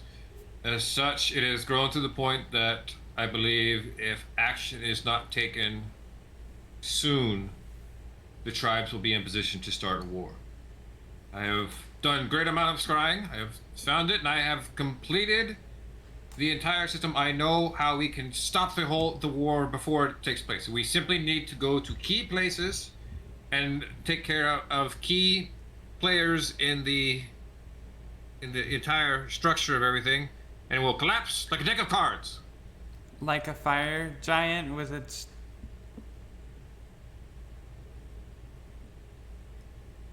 a genie? Oh yes, how did you know about that? That is incredibly specific. Well done, Samir. Oh, a fire giant and a genie? What's Calypso doing with a fire giant? Calypso's not with a fire giant. Okay. Let's just say we need to hurry up and find that genie. Some other genie that is not Calypso? Yes. I'm confused. Trouble. Yeah, usually. So each of the groups is trying to find something to create a lever Great leverage, Over- yes. over other giant groups so that they increase in rank. Yes, with the final idea being the overthrowing of King Hargland and toppling the dominance of the storm giants. Well, we've seen what Calypso can do in terms of magic. Capturing a genie seems like a good start to elevating yourself in this hierarchy. Do we know where they are? Perhaps, Professor, do you know where these fire giants specifically might be? I'm glad you asked. I actually know where 6 giants may be. He gestures over to the wall, which is blank for a moment, and like flicks his hand, and the wall becomes a map of the northernmost parts of the Sword Coast. And he begins to mark places like Everlund, Ironslag. What was the other one? Deadstone Cleft. And they're like lit up in different colors. For example, over here, in the nearby town of Everland, the Hill Giants are beginning to make their move. They have allied themselves with a local duchess, and with the intent of gathering political support and adding the smaller races to their own army so they can go and march upon the other giants. That's the way they plan on taking about. Then there's the Hill Giants. Oh, no, the Stone Giants over at Deadstone Cleft. They're making deals with some shaman in order to create these plant-like things that they can make up into poultices and then turn them into weapons that they will use to either bolster themselves or weaken their enemies. As Duzmir said, the Fire Giants are busy with have captured a genie and are going to use it in some bid to power some sort of doomsday weapon.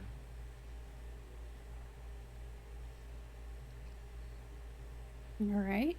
I And where are say the fire giants? No, Fire Giants are in Ironslag. where is Ironslag? Ironslag is a little north of the Silver Marches.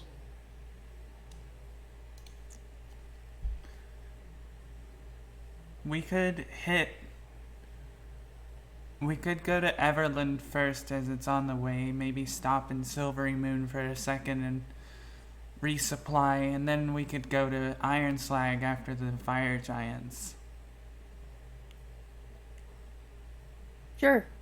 We might want to think about the order we do things in.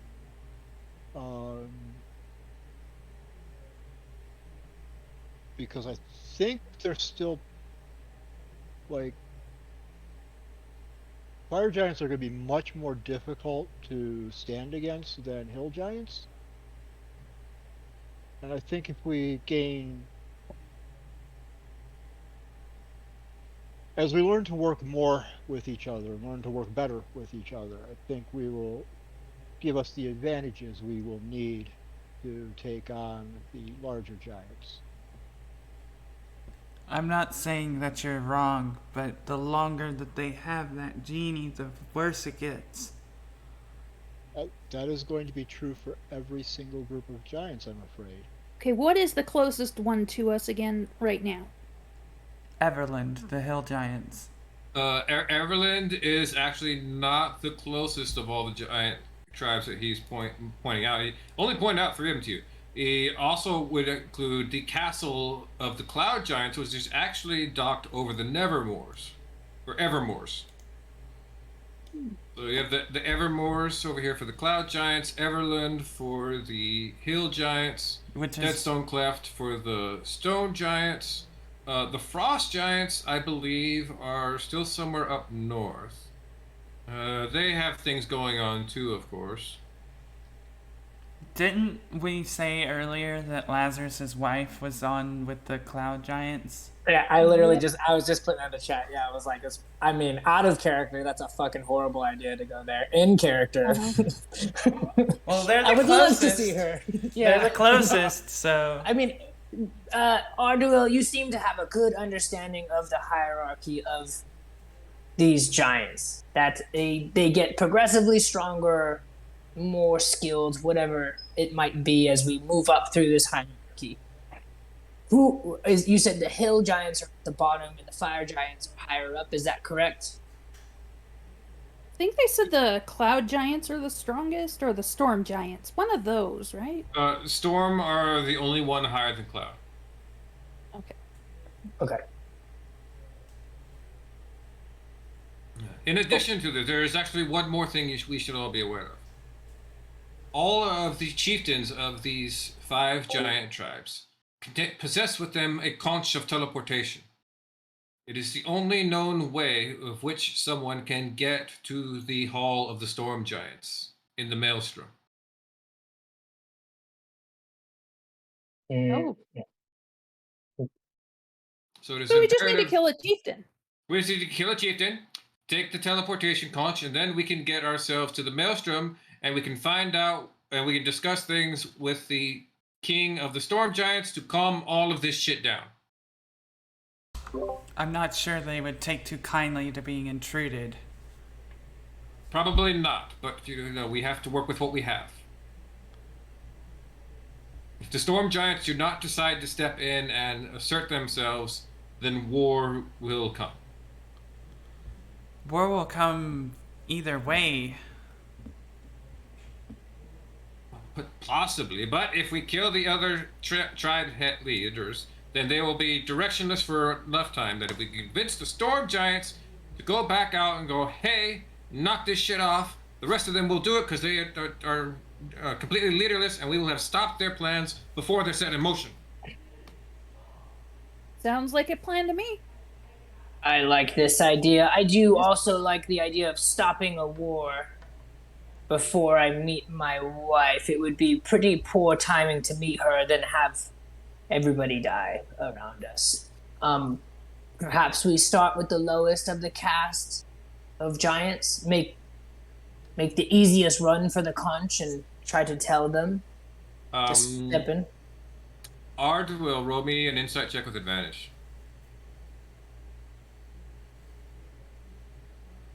$11.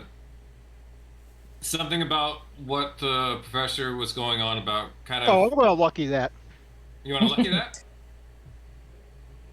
That's a little Not better. much better. Not much Not better, much but yeah. A little better. A little bit. Something the professor said is like buzzing in your ear. God damn it! There's something about that, like triggered something in your brain. Like I should have caught something about this. Something he said about Everland and a Duchess, and you look over at Fauna.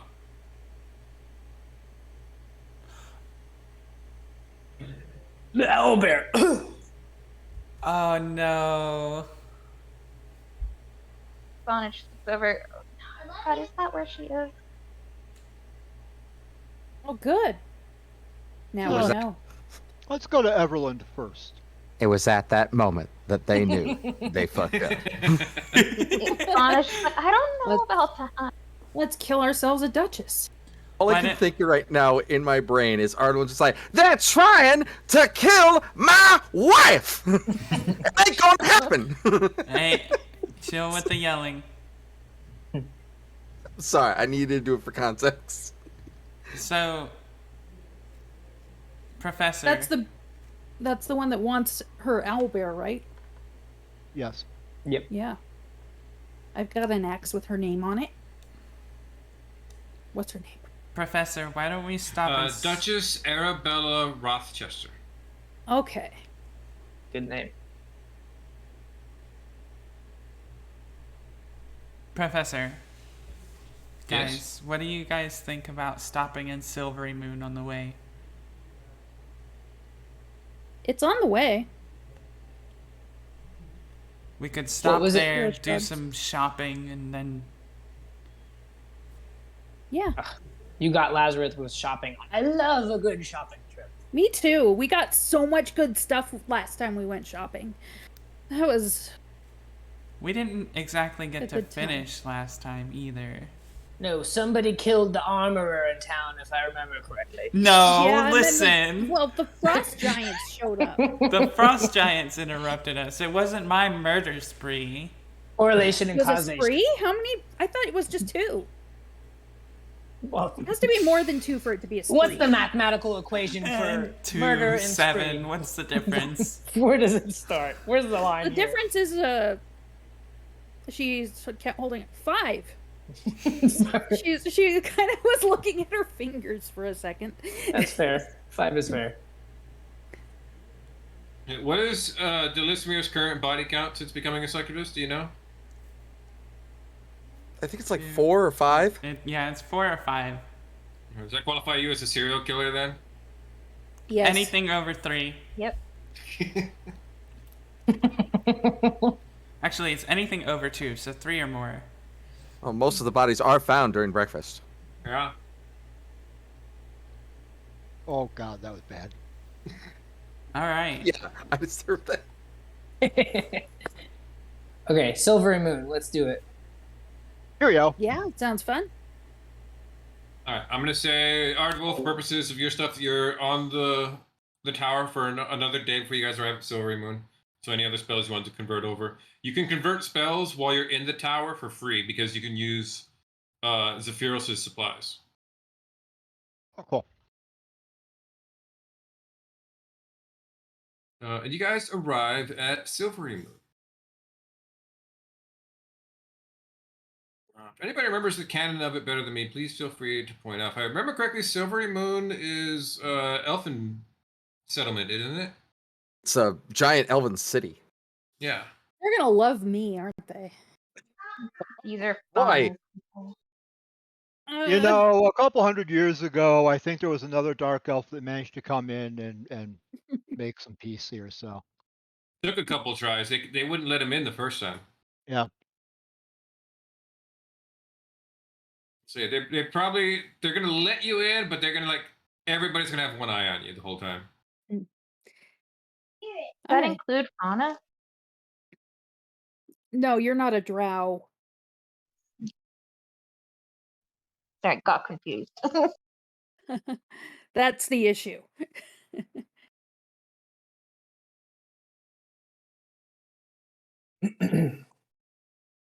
Cool. So you guys arrive in, and then Zephyros tells you he'll keep the tower nearby, but at a high point of altitude, so it just looks like a cloud. And probably would tell you Ardwell to give him some kind of signal when you need him to come pick you guys up.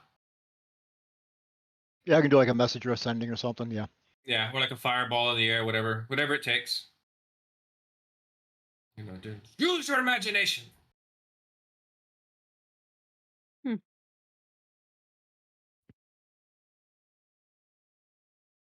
Cool. Go ahead into Silver Moon. Where are we off to? Alright. What do we need shopping wise? Or should we hit the taverns? She's kind of looking to Lazarus there. He was a fun shopping partner last time. I'm gonna point at the shield I've been carrying. Not Karast, just the one I got when we killed the dragon and go, I think I'm going to see if I can swap this for something a little more my style. I'm not quite into really blocking anything. I seem to be better at taking hits.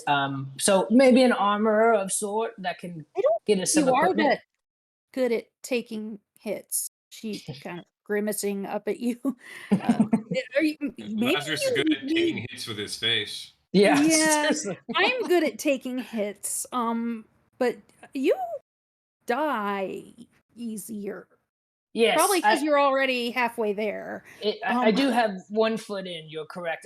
I would like something to maybe bolster myself a bit and protect me, but because I tend to use 2 of these swords, it doesn't really leave much room for holding the shield. I was going to see if they had something magical I could just throw on that looked great in the thick of battle. Yeah. Well, you always look great in the thick of battle. I give you the finger guns. Zulismir says, I'd like to go to the armor too. I will squint my eyes at you. Look, I'm Stay not gonna close, eat him please. this time. That's fair. Just stay close, please. If you do, at least let us do our shopping first. I'm not going to judge, but list of priorities. You know, I know, like, I grew up with orcs and stuff, but I have to admit, a lot of elves are awfully pretty. What? Yeah, I feel like that got Fauna's attention. Like Fauna and Laertes. I'll be back. I am currently bleeding. Oh.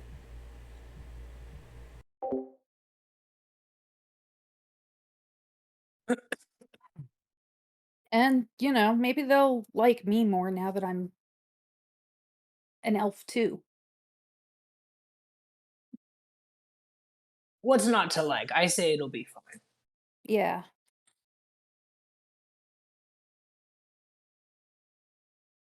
Okay, so a couple of you guys headed off to the armor. Ardwell, what about you?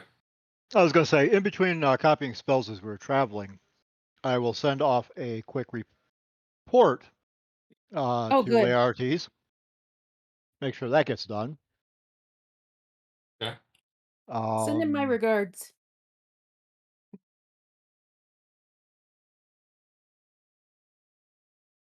And yeah,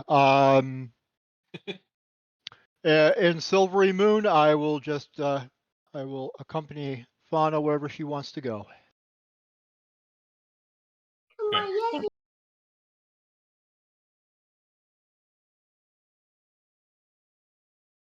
I don't have a whole lot to do because I spent all my money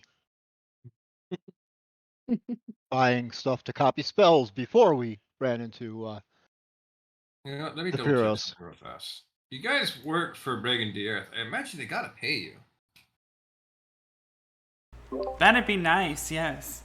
Maybe it's contingent on turning in those reports. Yeah. Sorry, yeah. Were you playing You with okay? a knife at your desk, accidentally stab your finger? Ironic you say that I was playing with a knife at my desk. I do have one at my desk that I do play with, but no. I was taking care of some hygiene and cut too deep. Ouch. That's actually quite a bit. How long would it have been since you all joined Brigandier? Let's see. We left Luskin. That was about 3 days from Luskin to go up to go find the shaman Lafayette. I think I said another 2 days to get to Mirabar. So that's 5. So from Mirabar to go to the Eyes of the Allfather, I think I said it was about another 3. That gets us to 8. And then we've taken another day, 2 days to get from here to Silvermoon because we've been flying. That brings us to 10.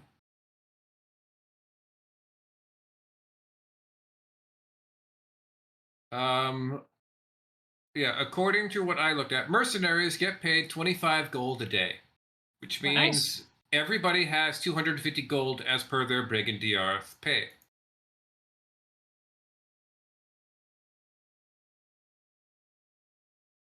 Each or as a group? Each. Oh. Yeah, you individually get to make that much. How much was it? 250.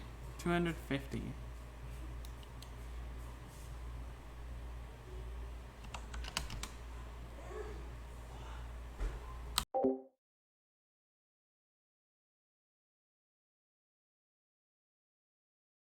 Are we gonna spend the night here? I mean, since we're here, we might as well see the sights and enjoy it a little, right? I say yes. I would Okay. agree. I Let's think a drink in Karask's honor is much needed. Yes. There are a few things Fauna would like to buy at some shops.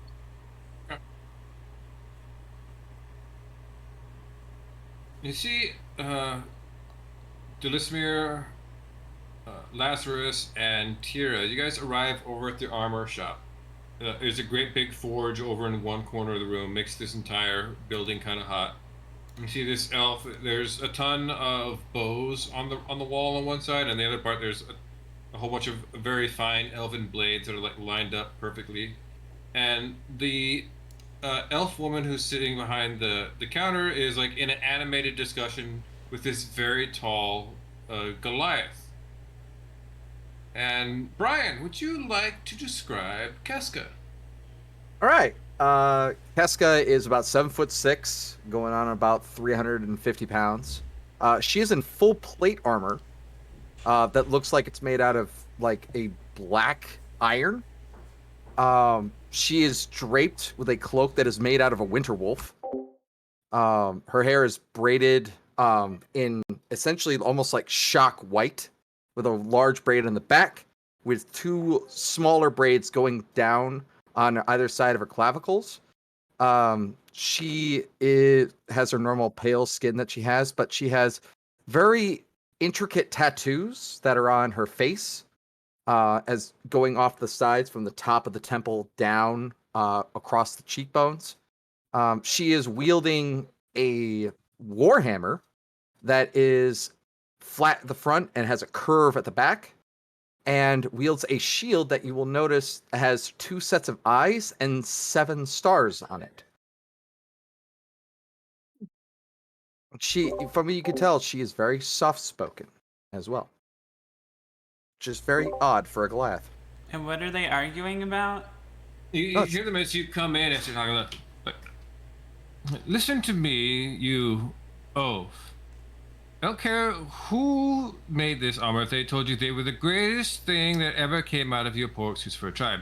That armor is a insult to any who would seem to make armor. Look, it's the completely wrong color, or the shapes don't line up properly. Frankly, I wouldn't be caught dead doing any kind of maintenance work to it. I've done my own maintenance work to it, and it was made by a Wayani of the Thulalaka tribe in the very north. I understand that your standards are different down in the south, but regardless of the situation, this is also made from mountain iron. It has different properties. I appreciate Well, it your looks as understanding. if they hammered it out with their face. Well, I will tell you this much. It has done me very well in its own service. If you wish to go ahead and find a way to improve upon it, I will be more than happy for you to help. But the design stays the same. That is all. Delisimir kind of walks a little closer and says, I'm sorry, I couldn't help but overhear. Did you say Thulavai? Yes. My name is Keska. I'm a night maiden of the Thulavai tribe. I'm sorry How if you does don't... that ring a bell? I don't know if you know what that means. I'm a priestess of Salune. A cleric. Did you in your know? terms. Did you know a Karask Redfangs? No, I don't actually. Perhaps. Oh, what was his name? Zelzorn. Zelzorin? Zelkzorn. Zelkzorin. She says that. Perhaps that. Her eyes widen, and she goes, "Wait a minute. You know Zelkzorn? How is he? I haven't spoken to him in 10 years." She kind of motions for you to calm down and says, I think we need to talk about this later. For now, why don't you tag along with us while we get our own armor? Might as well tell her. He's dead. Yeah, he's D- dead. Killed Wait. by his own family. Just Delisimir rip the looks, band-aid off. Delisimir looks right over and says, I'm you sorry, have what? no Plus You- 0 charisma. Sorry, actually. I have a +2, but I don't believe in tact. I don't think. Yeah, you brought the wrong people for this situation. She was originally like hunched over on the actual table for where they do business. She stands up and she is very strong looking. Very strong looking. And she looms over you, all three, and go, "Which one of you was the one that allowed it to happen? And how did he die?" Let us talk about this We didn't later. allow it. It was not our choice. She looks back at the shopkeeper and like, "We will continue this conversation later. Come, we need to talk." I'm gonna walk up to the shopkeeper. Wait. Armor's Or- overrated. I don't need it. I'm If gonna- if one of you has business, that's fine. But if another wishes to tell me exactly what happened, that's also fine. By all means, you are not beholden to wait for me, Dulcimere, if you'd like to get her caught up. Tira as well. I know you don't actually use armor, but while I'm here, I was going to peruse. Dulcimere says, just look for some better armor for me. I'll catch her up. You wear Dex, right? You're Dex. I'm a Dex fighter, yeah. Okay. Okay. I can I'll only ask. take light armor. Okay. I'll ask. But you just have studded leather right now, right? I have a mithril breastplate. Oh, that's right. Oh, that's right. You upgraded. Yeah, I think okay. Dulcimere is capped out unless she's got the money for +1. Yeah. Which I don't think any of you guys haven't collected any gold since the dragon, I think. No, but with that handy dandy money we got from Regan the Earth, I got some extra cash to spend. Dulcimere takes Go ahead.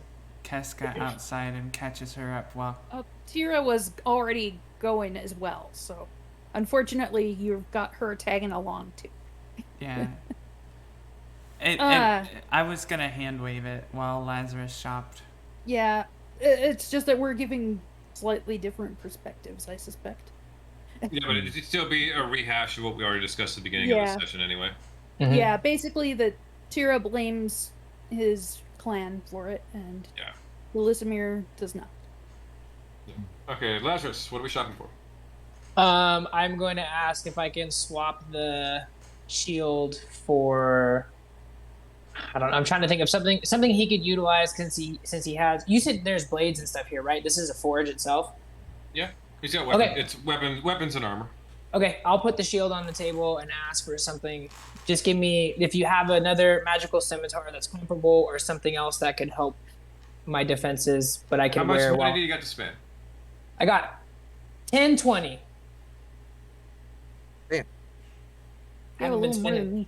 I haven't been spending a whole lot.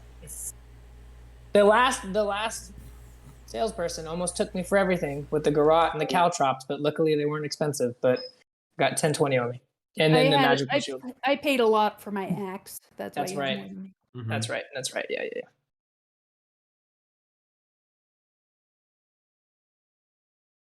You may be in luck. You may be able to collect something nice for only 1,000 gold. Let me take a look.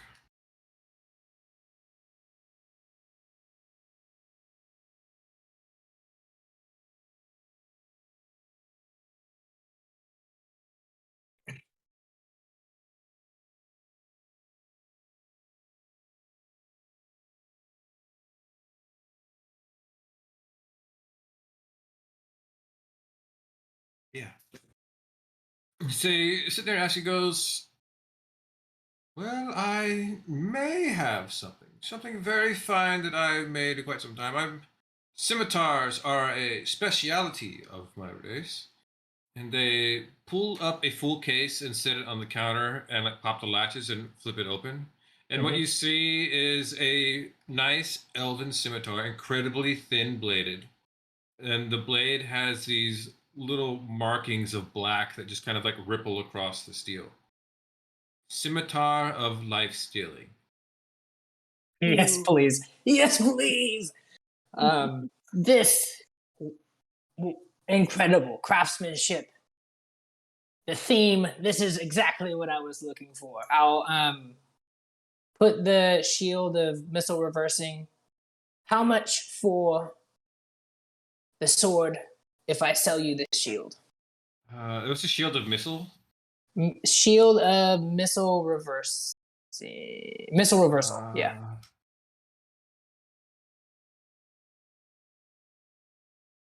No, I thought you were just getting rid of a regular shield. I didn't realize you were getting rid of a magical shield that's worth 6,000 gold. Oh, never mind. Oh, I didn't realize that. Jesus. Didn't realize that. Oh, and someone just walked by me who needs a shield. You're gonna have to earn that one. No, I will just buy the scimitar then. I'll hang on. I had no idea. Had no idea it was worth that, huh? Nope. I need to buy a castle. What do you got on stock? I'll buy the scimitar of life stealing. I'll hang on to the shield.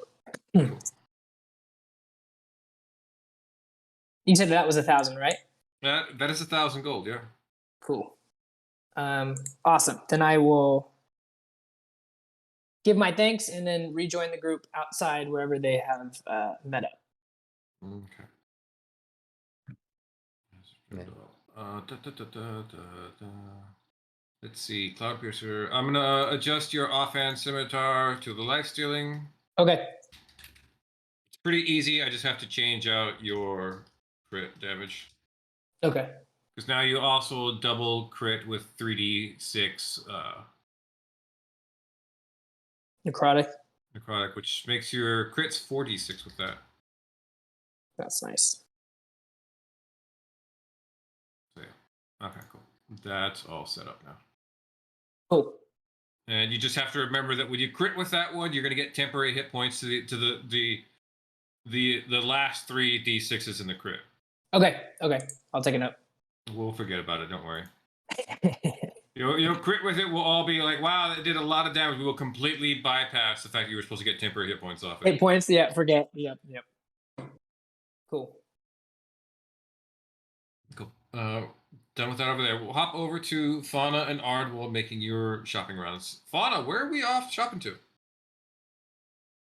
Fauna needs to be able to find herbs and incense and charcoal and a brass brazier, so she'll kind of just probably be wandering around. Okay. You head down over to the apothecary. You see there's another elf sitting working over here. You got a little gnome that's helping them tend the shop. It's like putting fresh ingredients up on the shelves and stuff. Welcome to Philavaro's Apothecary. How may I help you? Hi, I just need to get some herbs and incense if you have any. Well, of course, we have quite the full selection. Simply let me know what you need, and we can refill your herbalism's needs. Fauna should figure all this out for the first time, so I think she's kind of just asking for help or picking and choosing things. Roll me a nature check. Okie dokie.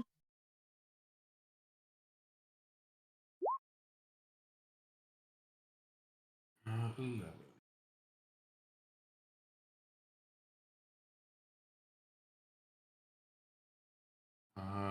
I think that's short for fauna. I need to fix that again. What is it? Okay, that's 13. I think that's actually going to be 16. Yeah, it's off. Nature, no, nature is set to expertise. That's weird. Yeah. Why is that short then? Wisdom should be 3. Should be 3 plus nature. Strange.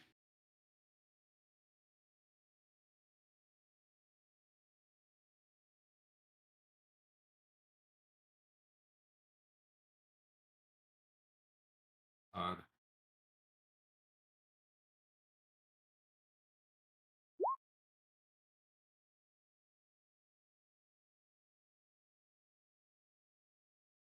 Well, if you'll be stubborn about it, I'll do it the hard way.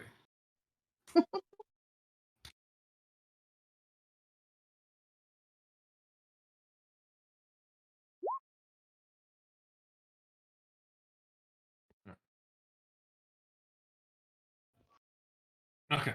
Yeah, you're going through things, trying to remember what Karas taught you about how to refill it beer, stumbling over a few things. Finally, you just kind of like put your kit up on the countertop so that the cleric can go through it and refill everything for you. Okay. Yeah, she'll definitely do that. It's probably going to be 3 gold to get everything filled up. Okay, 3 gold for each of them, or just 3 gold in Total. general? Okay. Like, I've got the find familiar spell, so she's trying to just get all of the materials for that as well. Okay. Well, thank God we didn't have enough pets in this group yet. No, it's Fauna. What do you expect? Actually, I think we left all our pets behind. They're probably in the tower, except for Nyla. Nyla's always with Fauna. Yeah, that's what I assumed. Yeah, with your horses and your dogs and your pig. Sometimes Tira borrows the pig. Yeah. She likes the pig. Remember, Fauna will have two separate herbalism kits. One's from the northern stuff, and the other one is what seems to be southern stuff. So it's a lot easier for her to figure that out. Plus, she has Karask's former necklace. Yes, that is right. Yep. Then is it going to be 3 gold each to fill each of those? Yes. Okay, so that's like 3. Is that 3 kits or is that 4? 3 per kit would make the total cost of filling them up 6. Okay, yeah. I'm good. Okay. Yeah. Has anybody, like any elves in that area, recognized her or anything? Like, or has she recognized any of them? Nope, Silver Moon's still pretty far away from where Greenest is. Greenest isn't even on this map because it's still further south. Because it's a bit further south of the High Marches off this map we currently have. So you're not so close to home that you think you might get recognized. Roll me a stealth check. Let's see what the odds of somebody passively noticing you are. Oh, you're looking pretty good. Even with an owlbear by my side. Even with an owlbear by your side, yeah.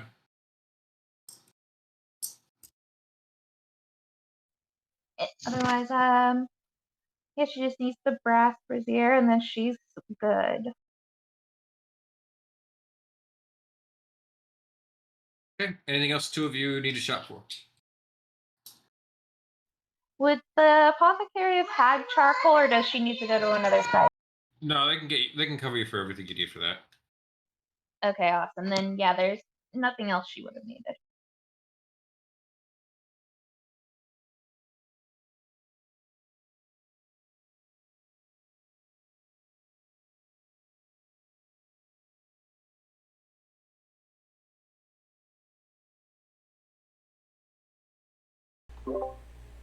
Alright, you go heading out after that, and you guys all meet up at the local tavern. Well, first, how does Keska take the news? Keska is. It's hard to read her. It's the best way I could put it. Like, she seems very calm at times, and then you'll see her clench her fists a bit, but then she will, take out a deep sigh. Okay. That's all I needed to know.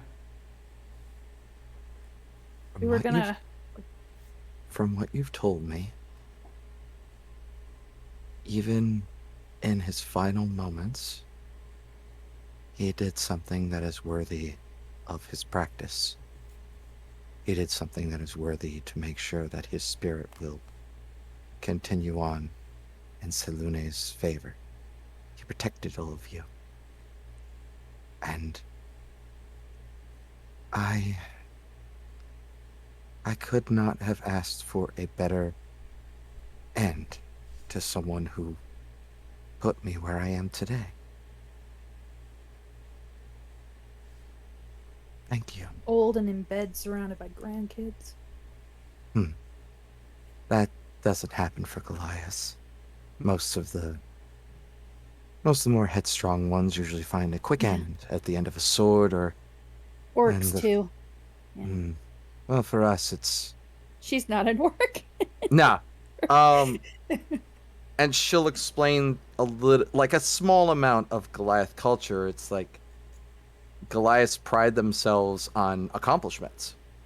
It's a sort of almost currency for them. Yeah.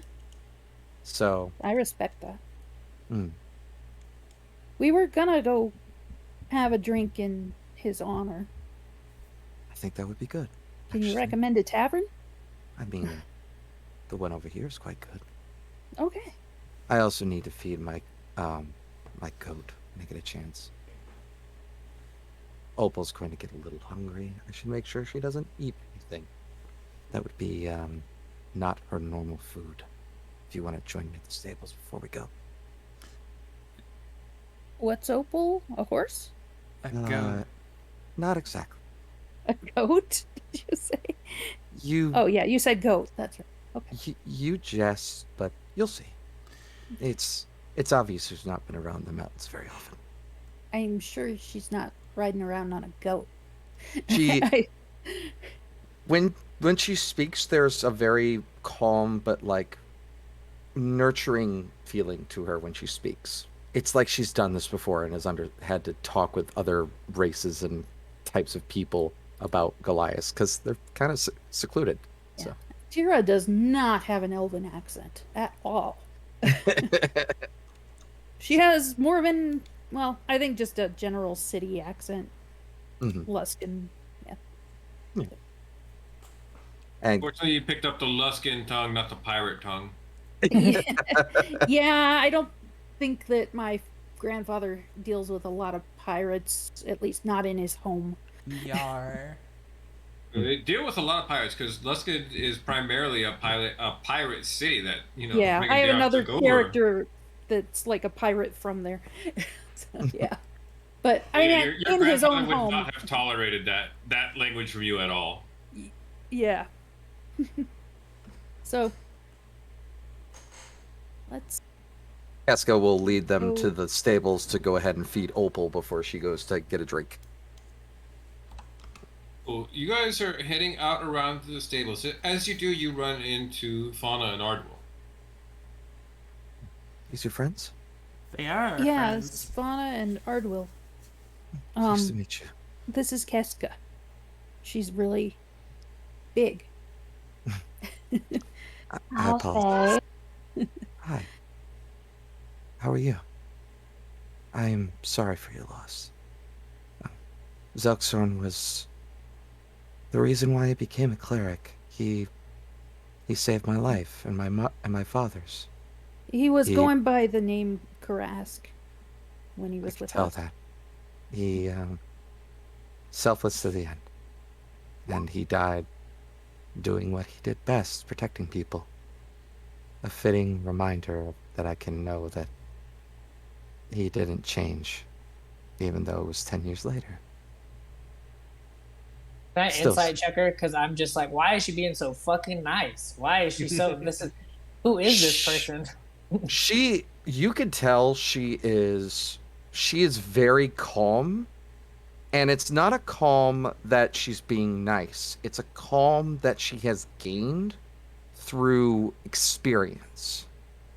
She sounds like she has made her way to understanding people and understanding that there's no point in getting overly dramatic with things. If you stay calm, you're able to get your understandings out and calm people down from doing things that are stupid. So it's an experience calm, not a I'm a nice person calm. Right, but I think like I recognize the calm, but I don't know if from Lazarus's perspective, I don't know, like if he had just met you and you said you lost someone, I don't know if his first instinct would be like, I'm sorry for your loss. So to him, that registers as very kind. And I course, mean, yeah. obviously, because we're a bunch of fucking maniacs. So I don't know. So I'm like, in his head, he's like on the Yeah. outside of the group trying to like get a beat on like this seems very genuine. She I think she's genuine, but why? Like she owes us nothing. We all knew Karas, but she doesn't actually owe us anything. So yeah, I think it's taken him aback because that's not how he is per se. She will lead everybody over the stables pretty much. Yeah, So- I used to be bigger. Really? What happened? Did the Uh. rock hit you and you just got shorter? No, a genie did. That's all. I was making a joke, but I appreciate you telling me. Thank you. Here we are.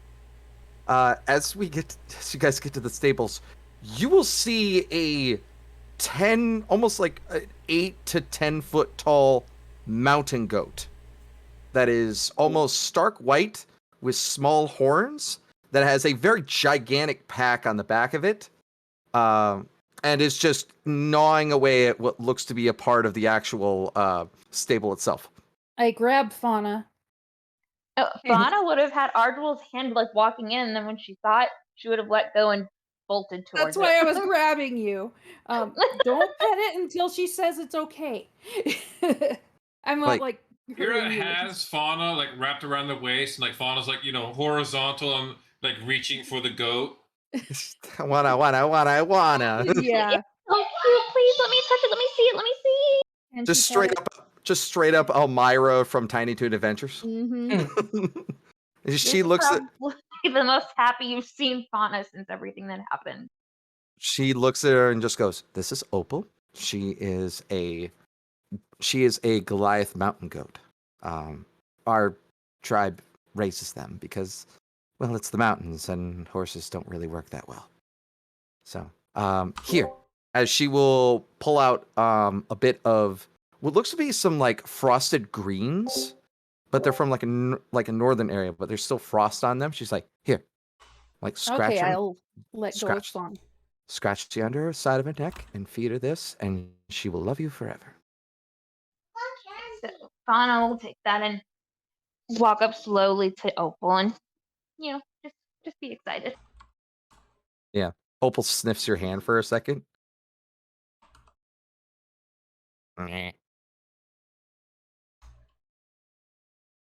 And like she just starts gnawing away at there, and she eats the whole thing in about 2 bites. I want to roll animal handling so bad right now. I mean, you can. I'm not gonna. Keska is not gonna stop you. No. You're just way too excited, I think. Yeah. Yep. What were you trying to do? She wanted to see how close she could get to it. Oh, you're right up to her. You get all the way Oh, up no, to it no, so no, like- close that it's like biting at the food you have in your hand, and you're out, and it like bites at the back of your collar and lifts you up in the air. Opal, down. And she was like, she wanted to see how much she could bond in this moment, like immediately. Sorry, she gets a little tempted by new types of food.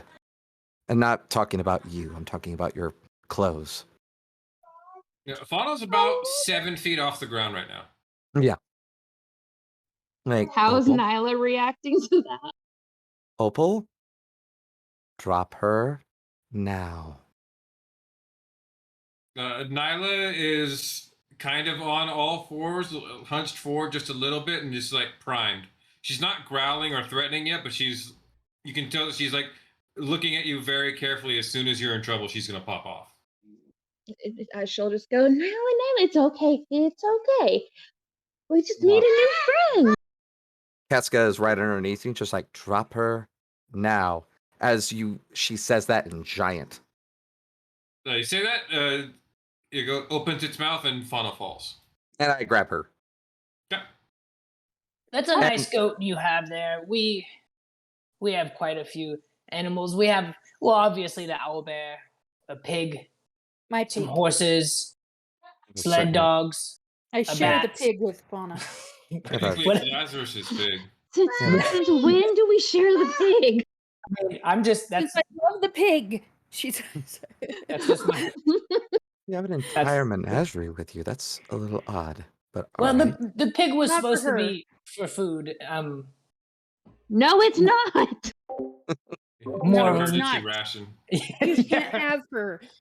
I can imagine what's Delissimir doing seeing all of this. Delissimir is just watching. You'll see her look to you and she'll narrow her eyes a little bit. But you won't notice a whole lot or anything. But then she'll look back at everyone else. I want to roll insight. Go for it. And I'm going to roll a religion check. Would it be a religion or an insight check? When To did we do get for- it back? What? For me to use essentially like my connection to be like, there's something a little off about her. Oh, right, Casey. Mhm. Sorry. It'd still be an insight.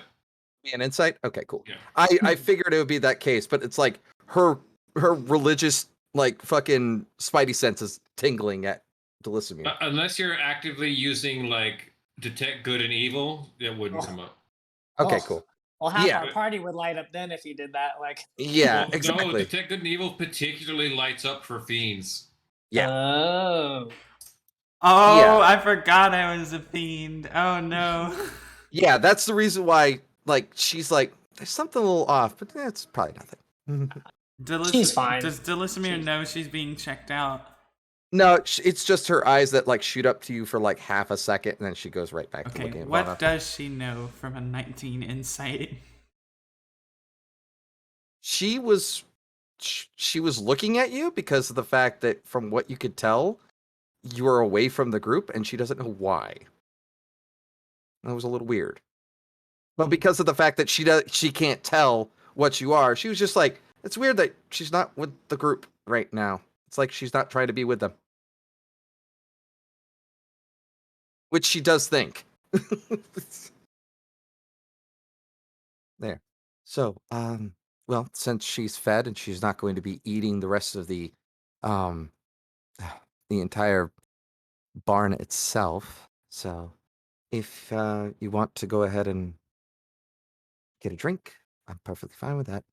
I'll be heading out in the morning to go ahead and head to Waterdeep.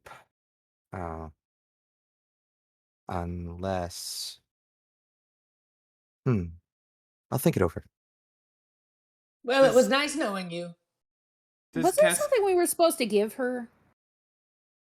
No. I were say that just- out loud in front of everybody. Delissimir says no. We were just supposed to find her because she had it was a favor to call Oh, we were in. just supposed to tell her. Okay. Hmm. No, Oh. you could find her because you could call in a favor to gain her help. She can't turn you down. Yep. And from what she Actually- said, she probably wouldn't.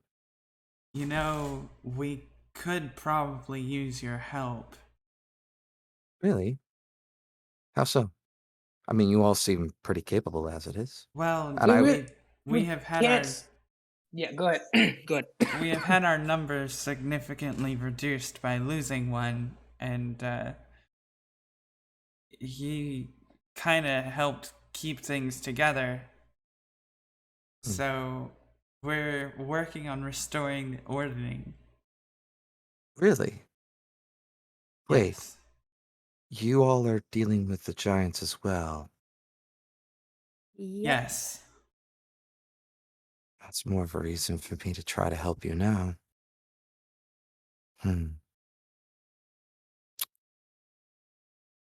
I'll have my answer to you in the morning.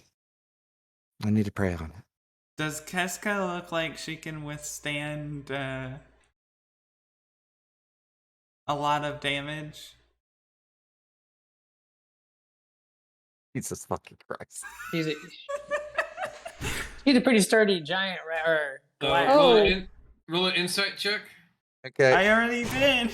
Oh, I need to. Oh. 17. Well, no, I was saying Delissimir because Delissimir wanted to know if she looked like she could take some damage. Yeah, sure, Delissimir. You do hear from calling out in the back of your mind, though. Thinking of climbing a mountain, are we? Climbing a mountain. Oh. That's Yeah, exactly so- how that goes. So from player to player, the answer is yes, because I have Stone's Endurance. Also, she's got the magic condom potion, doesn't she? Yeah, She but does. only one. That won't be necessary with Keska. One time in heaven is better than no times in heaven. She wouldn't be able to kill her. Hmm. Oh, it's all necrotic. Yeah, you're a cleric. Yeah, no, it's not that. I have Stone's Endurance. Oh yeah. Yeah. What does Stone's which- endurance do? 1d12 plus my Constitution modifier to any damage that I use as a reaction, and I can't use it until the end of the long rest.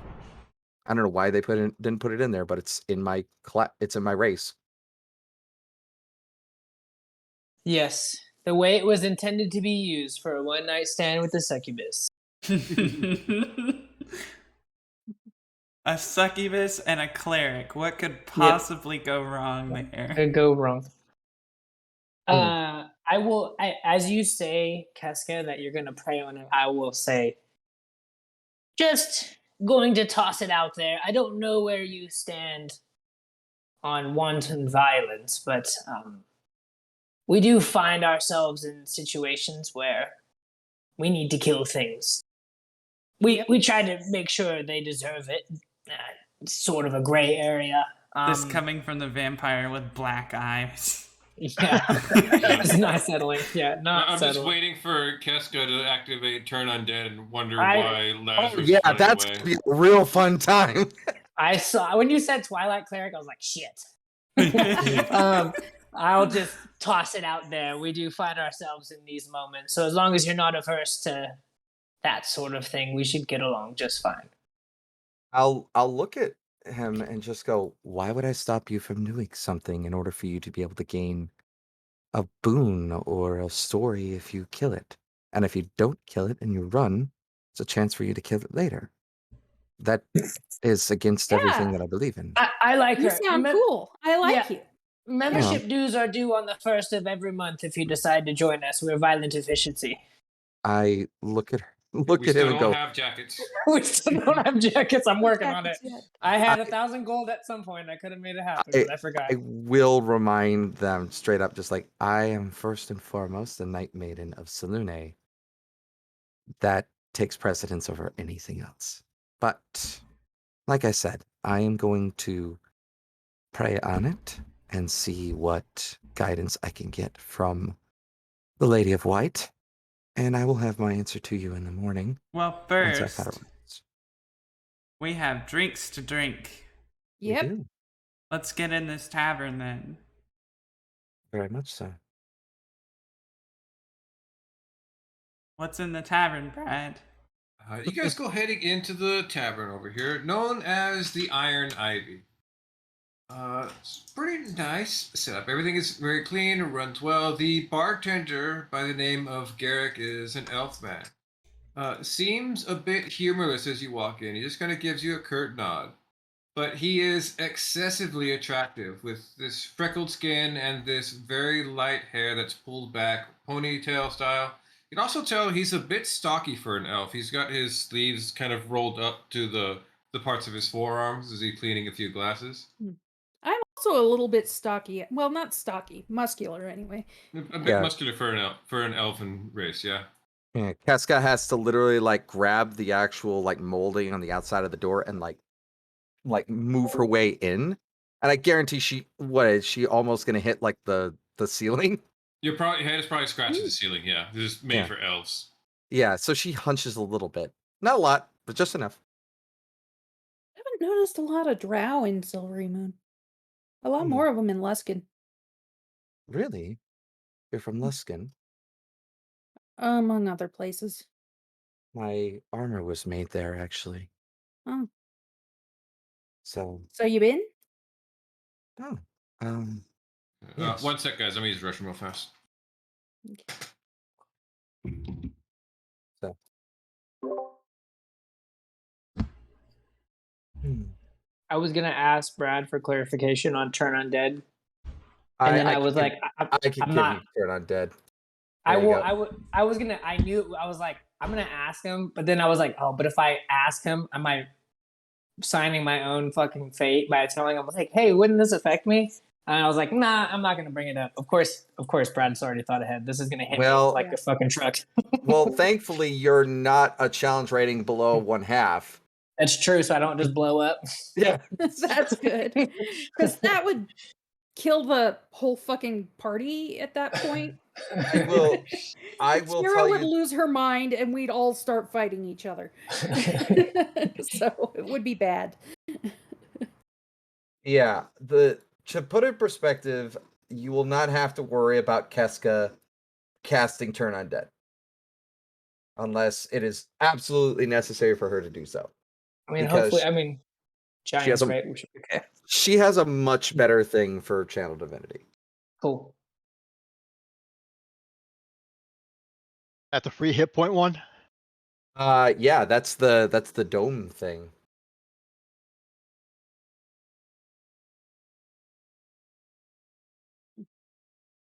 All right. So you been to Luskin? Yes, actually. Um, the person who made my hammer told me to go to Luskin and have an armsmith make this, and she will touch her breastplate, and there are 8 very light blue motes and a very large mote that is actually kind of like softly glowing on her chest. And I guess he did something to it to protect me a bit more. Good. That's a very good set of armor, regardless of what that armor smith has to say, but that is elven quality compared to Goliath and Selenite quality. You can't Huh. please everyone. But That's we for should sure. we should get a drink. Yeah.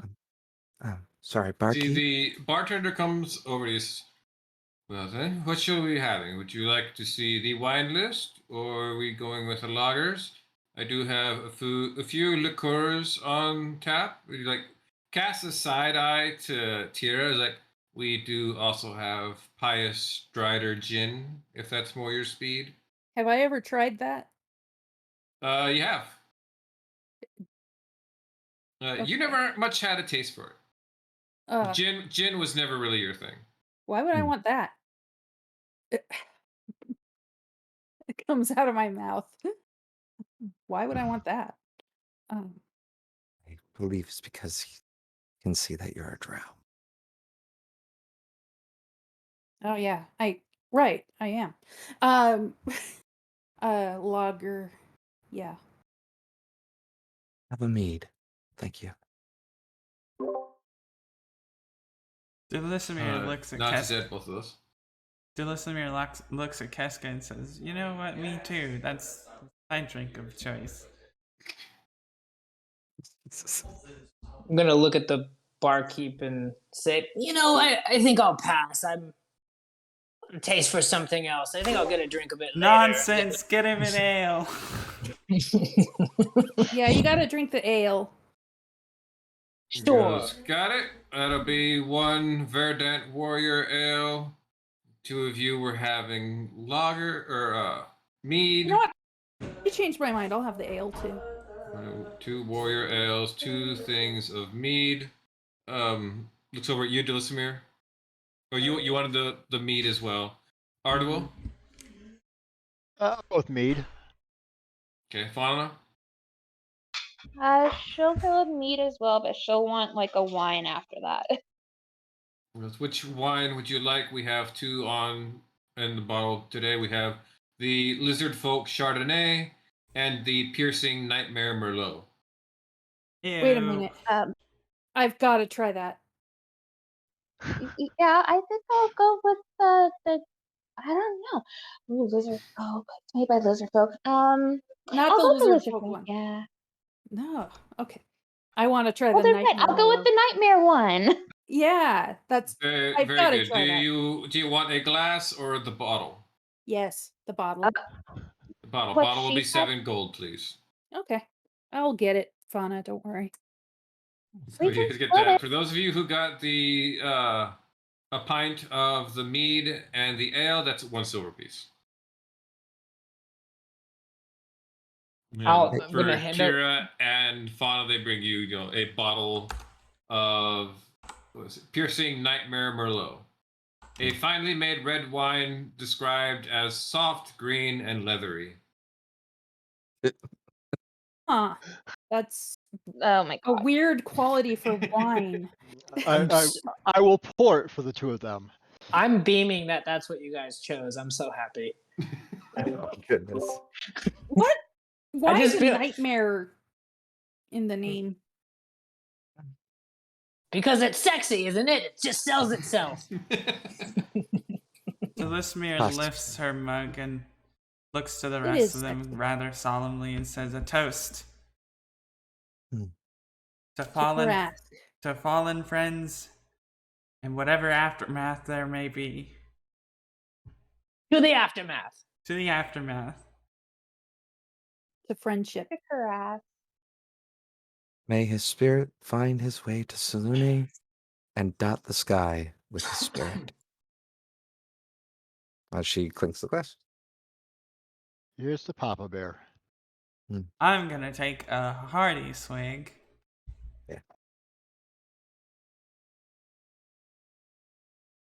Yeah, Fauna will get her mead drink and then she'll switch to the lion. And for the first time in a while, Dulcimer is gonna break out her dulcimer and start playing Cool. and singing. Roll me a performance check. As soon as she does, I'm gonna try to back out just like sneakily because typically she does a good enough job to draw a crowd, and I want to be in the crowd and start scoping people out while they are drawn in for a performance. 19 on the performance. 19 on the performance. Lazarus, give me a stealth check. Mm-hmm. Stealth. 23.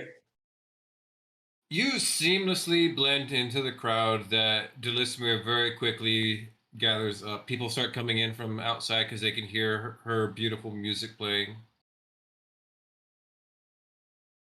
There's a lot to pick from here. Again, predominantly elves are here. Elves, are pretty good meals. They've got a lot of experiences because they're ridiculously old. Yep. That's what I was thinking.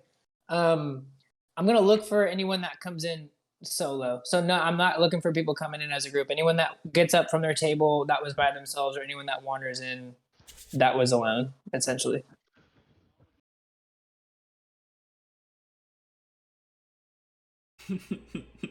I'm like a baby elf in comparison.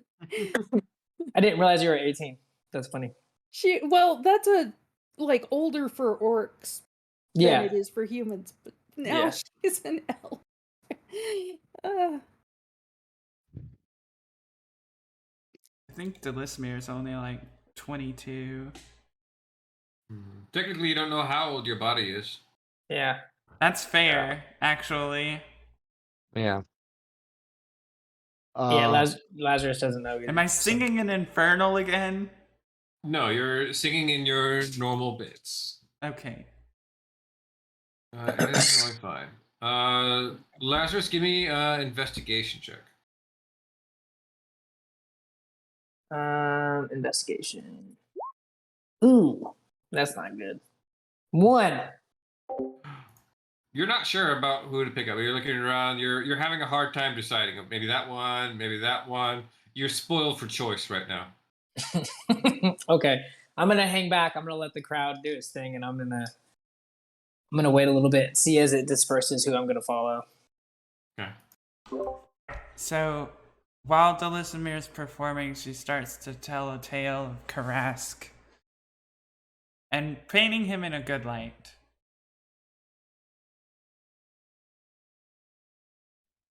Fauna is gonna go up to Ardal and grab his hand and say, "Come dance with me." Oh, Indeed, definitely. I will go dance. What is Tyr doing? She's kind of sitting at the table with a kind of fixed smile and looking kind of depressed and drinking the bottle. Casco will kind of like sidle up right next to her and just kind of put a hand on her shoulder and just go, I really wish that I had what you all have right now. What's that? Memories of more than just one instance. Yeah, I don't- not all the memories are good.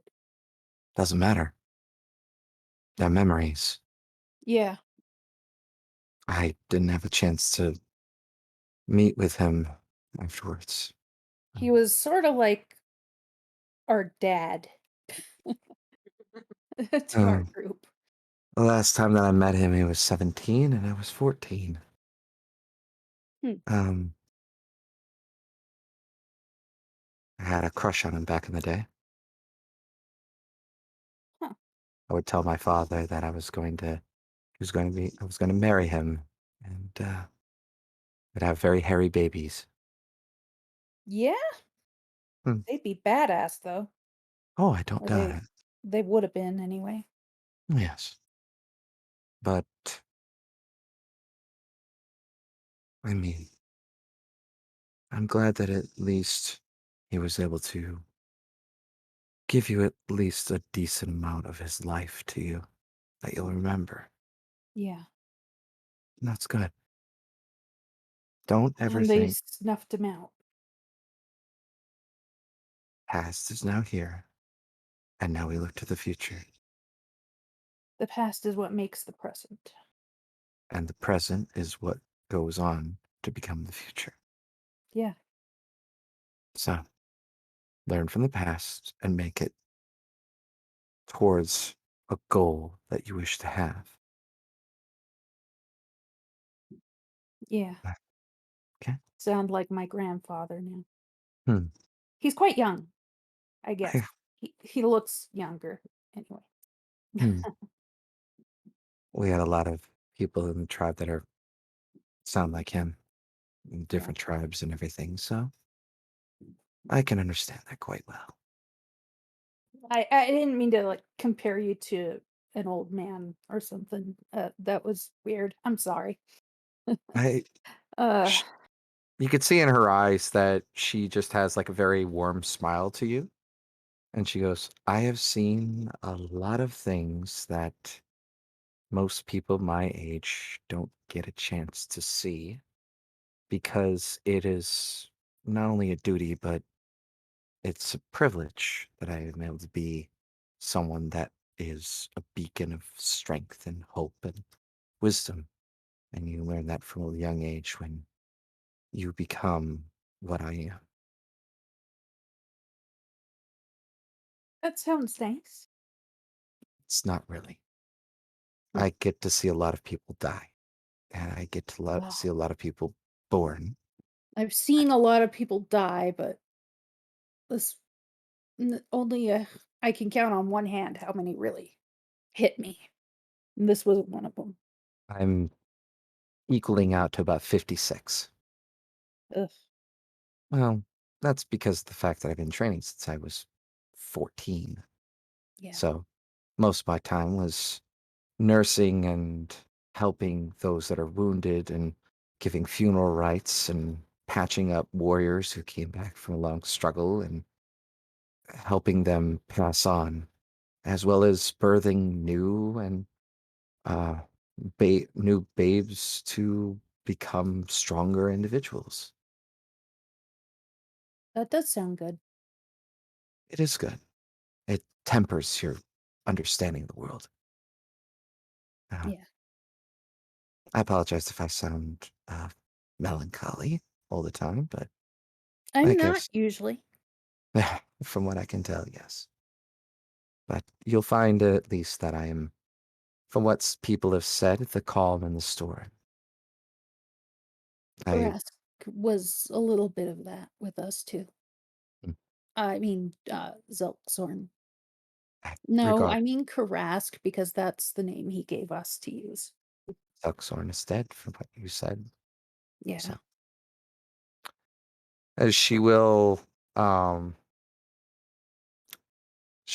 you will see her like put like the top part of her hand on your head, and she will, you will hear her mutter something in giant, but does not sound malicious. And in giant, she will say, Lady in White, give these friends of my friend wisdom when they need it, for they Kara sure needs a do. lot of that. Do you speak giant? No, she does not understand what you said. I was just mentioning out of character. Tira really needs some wisdom. Yeah. Okay. Oh, she ushers a little small prayer to you. Yeah. Well, I don't think I'd be able to dance very well as she kind of looks up at the ceiling. So I'll be here making sure that no one messes with our drinks if you want to go and enjoy yourself. Yeah, maybe I should. She takes another big long swig from the bottle. and sets it down in front of you. Hmm. And then she'll kind of check out who's out there dancing. Find a cute one. Yeah, all the cute ones are not interested. She'll look at you and she will cast guidance on you. And she will go, "You will never know unless you try. So Yeah. stop being a bitch I and go have. out there." Oh. Damn. She does. Goliaths do not take well to you being a coward, Uh, because being a coward and failing and trying again are two different things. yeah.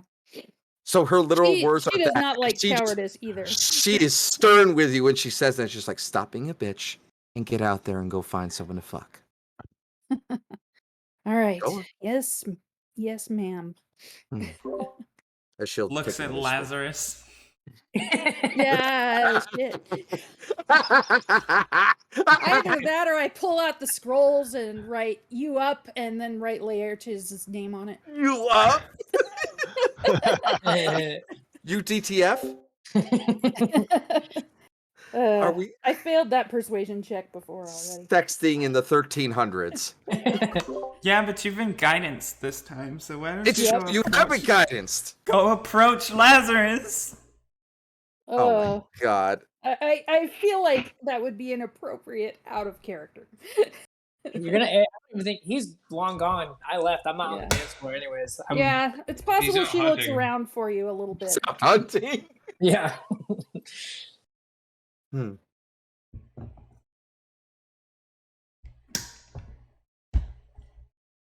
All right. Kira, what do you do? I am half tempted to do exactly what I said. If you want to, you just gotta tell me. Yep, I will do it after like staring at Keska for a minute, and then I'll pull out a scroll. Yep. Roll me persuasion and roll your guidance. Okay. Watch me roll a nat 1.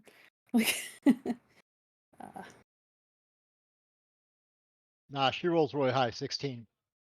I can't believe how terrible I am with this guy.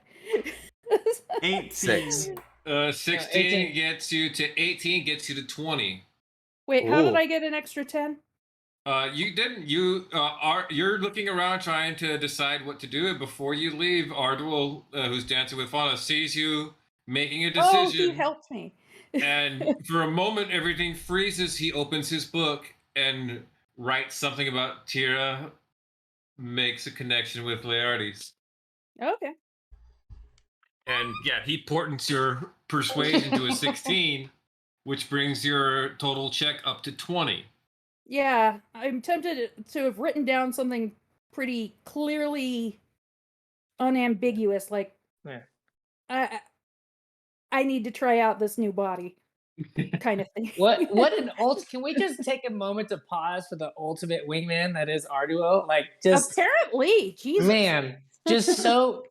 So let good. it be clear here in the number of sessions that we've had that we have proven that Ardwell is a better wingman than Tira is.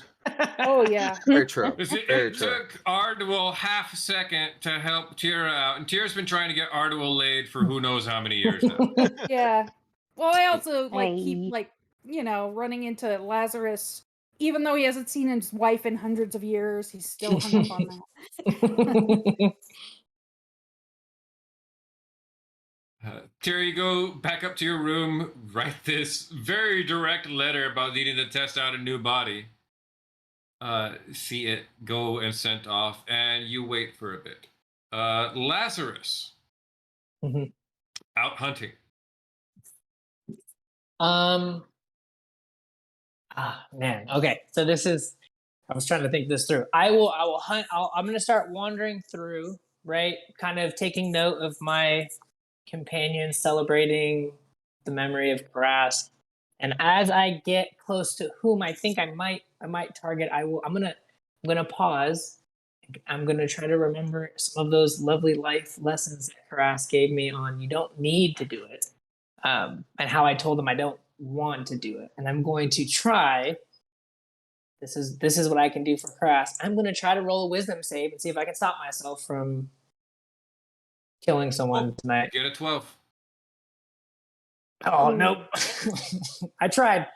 You tried. I tried. I'm trying to better myself, everybody. Yeah, trying to better yourself. You see this young elf maiden who's carrying a basket full of groceries step down a side alley to take a shortcut home. It's just too easy. I go Join me on the dark side, Lazarus. I go into the alley. It's dark.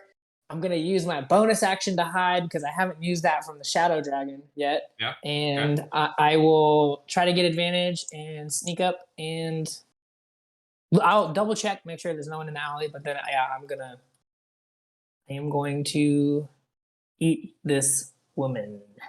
Roll me the athletics or acrobatics check to grab her.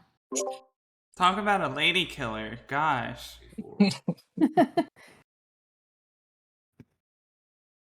Yeah. She hands come around her mouth. She barely has a moment to try to scream before your jaws clamp around the top of her head, and you drain her. As soon as the life leaves her, I'm just gonna gently lay her down. I'm gonna look at her and go, I am sorry. I'm sorry. And then Karask, I'm sorry. And then I'll walk away and go rejoin the others and like kind of straighten up my back and walk back into the tavern. More drinks, everybody! On that guy over there! And then I'll just keep walking through. Try to ignore that I failed my challenge. Put on a brave face. Cool. What are Fauna and Ardwell doing? Apparently dancing. Yeah. I think you two are Fauna- still rated PG. Well, I was about to say something. Yeah, please do. Hey, this is a 1950s movie, you know. You're It like a comes up, you dance. We're dancing and singing, right? No, I was to say, like, Fauna's of course had her drink, so she's probably just really like smitten, and she'll probably try to get some kisses, but I don't know. What was that? Getting your kisses in, making out on the dance floor. Yeah, yep.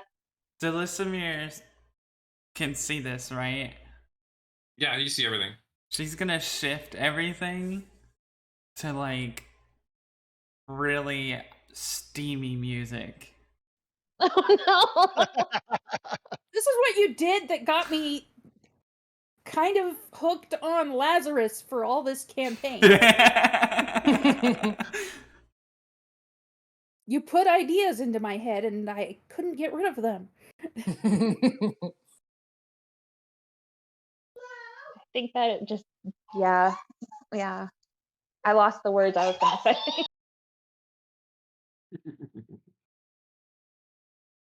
And I had the time of my life.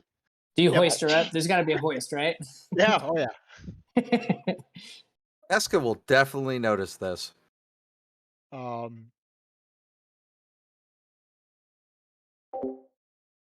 there other people getting steamy on the dance floor?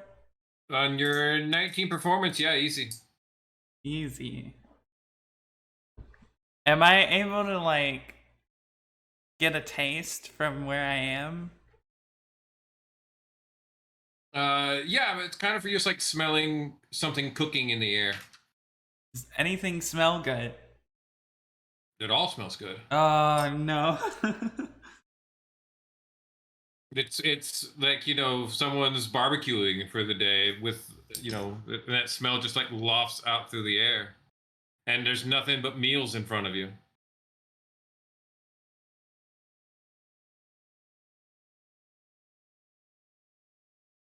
Nah. And she goes back to playing.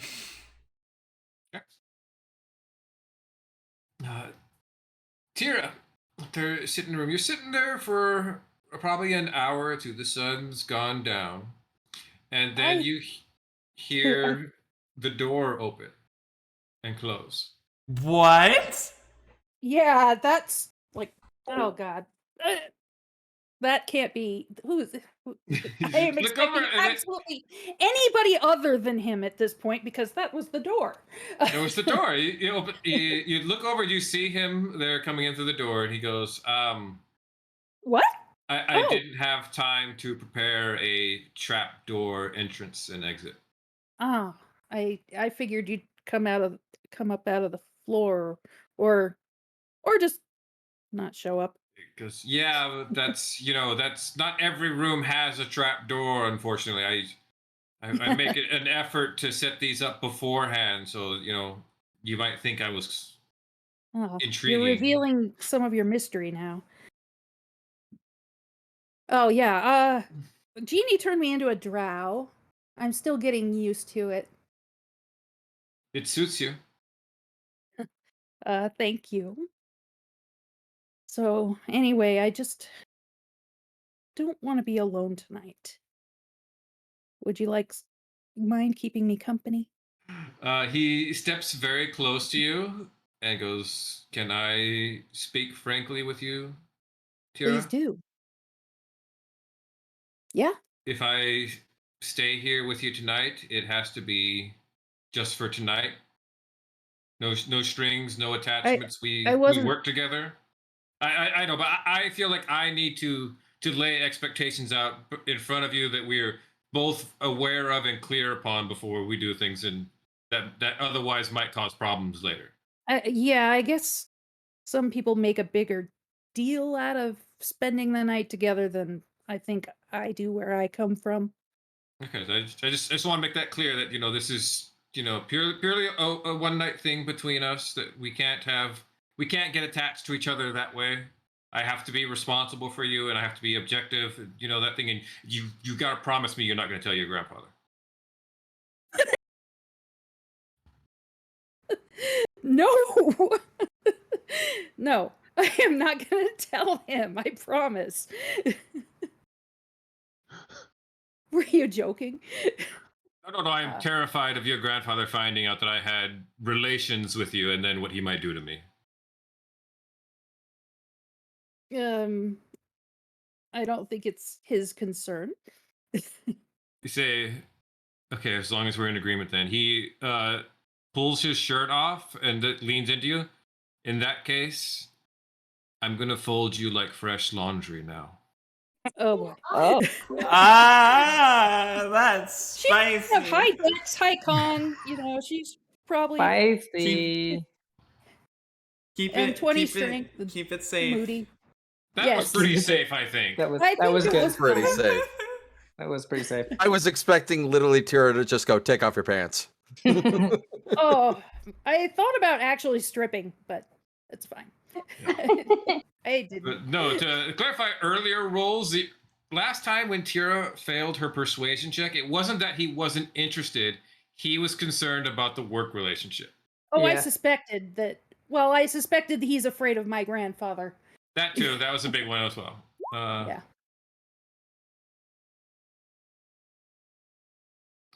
This encounter is so good for you, Tira, Oh my that gosh. it reaffirms your life choices. Huh. Uh, Well, shit. next It's just a next one-time week, thing. next week, I want you to pick one stat, and you will have advantage on any checks made with that stat for next session. Cool. I guess I really needed this. You really needed it. It went really well. Yeah, Initiative. that would be a dexterity. You sure he has You advantage? don't have to. You don't have to pick right now. Pick next week when we start, so you remember. I'm feeling like maybe I should go for charisma, but we'll see.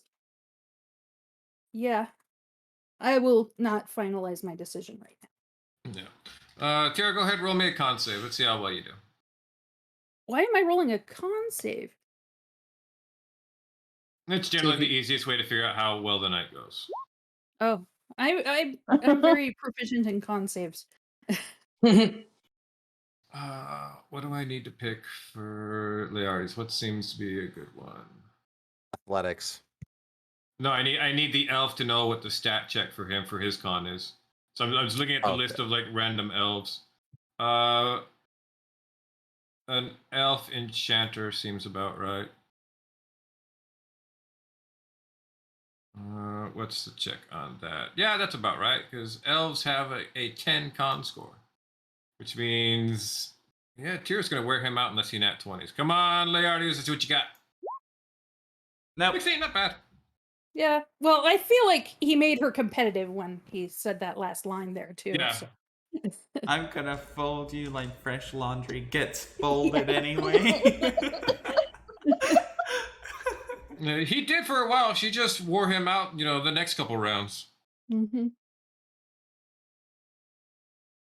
Okay, I think that clears us up for the night. Lazarus got his meal in. Dulisimir resisted temptation for her to get a meal in. Fauna and Yeah, Fauna and right. Ard will have their night of dancing and making out. Is it just that though?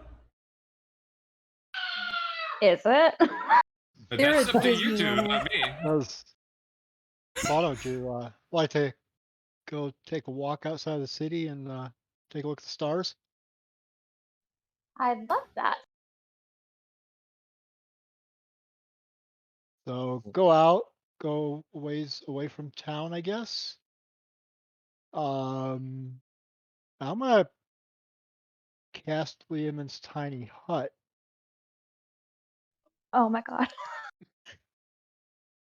The Nice little soundproof. out of the way place. The first time this Yes. spell has ever been used for that. Nice. You know, there are rooms in the. He's trying to get the I don't think it's skylight. appropriate for fauna though. Yeah. Oh. No, Okay. I mean, with Liamon's tiny hut, you've got a view of the sky, Mhm. Oh, that does make it better. and nobody can look in. Or here. Or here, or make it in. Yeah, you're completely sealed off. Yeah, but the risk of it, right? Isn't that the whole thing? Yeah, for what it's looking like. I'm learning a lot about Arduil tonight. Okay, I'm gonna roll on the seduction table once. If I don't feel like it's appropriate for what happened, we're just gonna ignore it. But I'm gonna see if maybe we're lucky and we get a bonus out of it. Or to see if Fauna gets pregnant. That's always fun. Oh my god. Bum. Yes. Survey says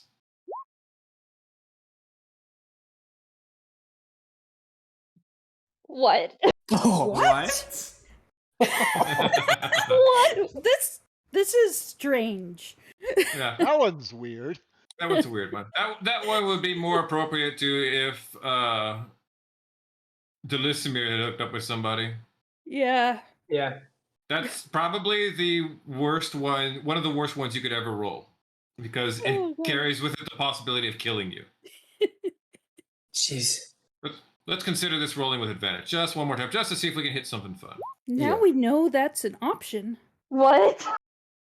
Younger sibling of child. One of the PCs.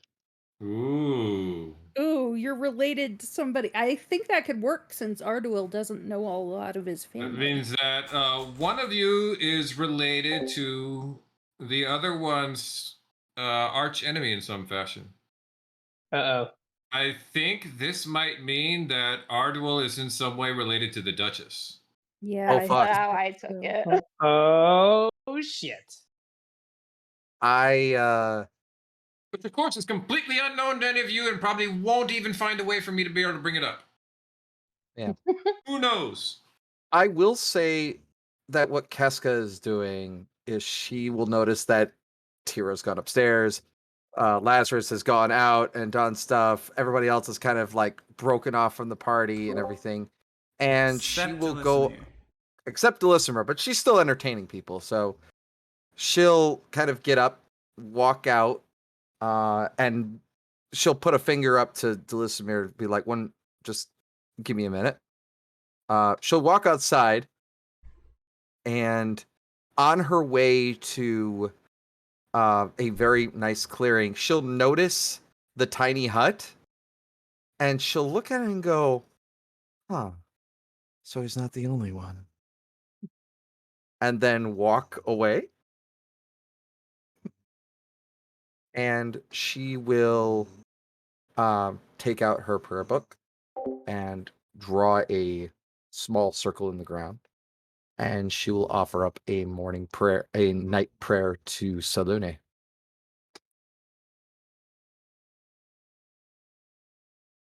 Preferably, if she could, in front of one of the statues of Sehanine, the elven goddess of the moon.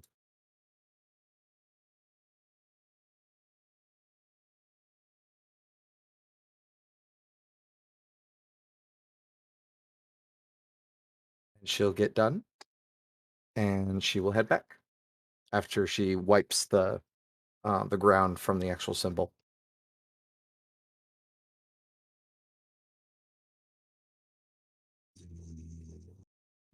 Okay. We all done with the night? Yeah, that's it for me. Next morning, Tira, you wake up alone. I kind of expected that, and I suspect my room is a wreckage with some of those dice rolls. Yeah, definitely. Your room is a wreckage, but you do notice there's an envelope on your nightstand. He didn't leave me a puzzle box or anything. It didn't leave you a puzzle box, no. I will check the envelope. You flip the envelope open, and as you flip it open, there's a letter on the front. It has a drawing of a rose on it. That, as you look at it, slowly seems to like 3D itself out of the parchment till the rose falls in your lap. That's nice. And aside from that, you see it's a series of intel information about Everland, Oh, about the presence of the hill giants. They're currently in the Silverwood right next to Everland. There's a base somewhere in the Silverwood. They don't know where yet. In a couple of days, there's going to be a quote unquote, and you see he's actually air quoted, some kind of masquerade ball in the Silverwood in the menagerie of the Duchess, what's her name? Of Duchess Rochester. The purpose of this, the hill giant chieftain will be there, and various other nobles of Everland and the surrounding city-states will be there as well. This is where they plan to drum up their support. okay. Also encompassed with it are 6 invitations. Perfect. I'm gonna probably go looking for Ardwil after I like kind of play with the rose and tuck it into my hair.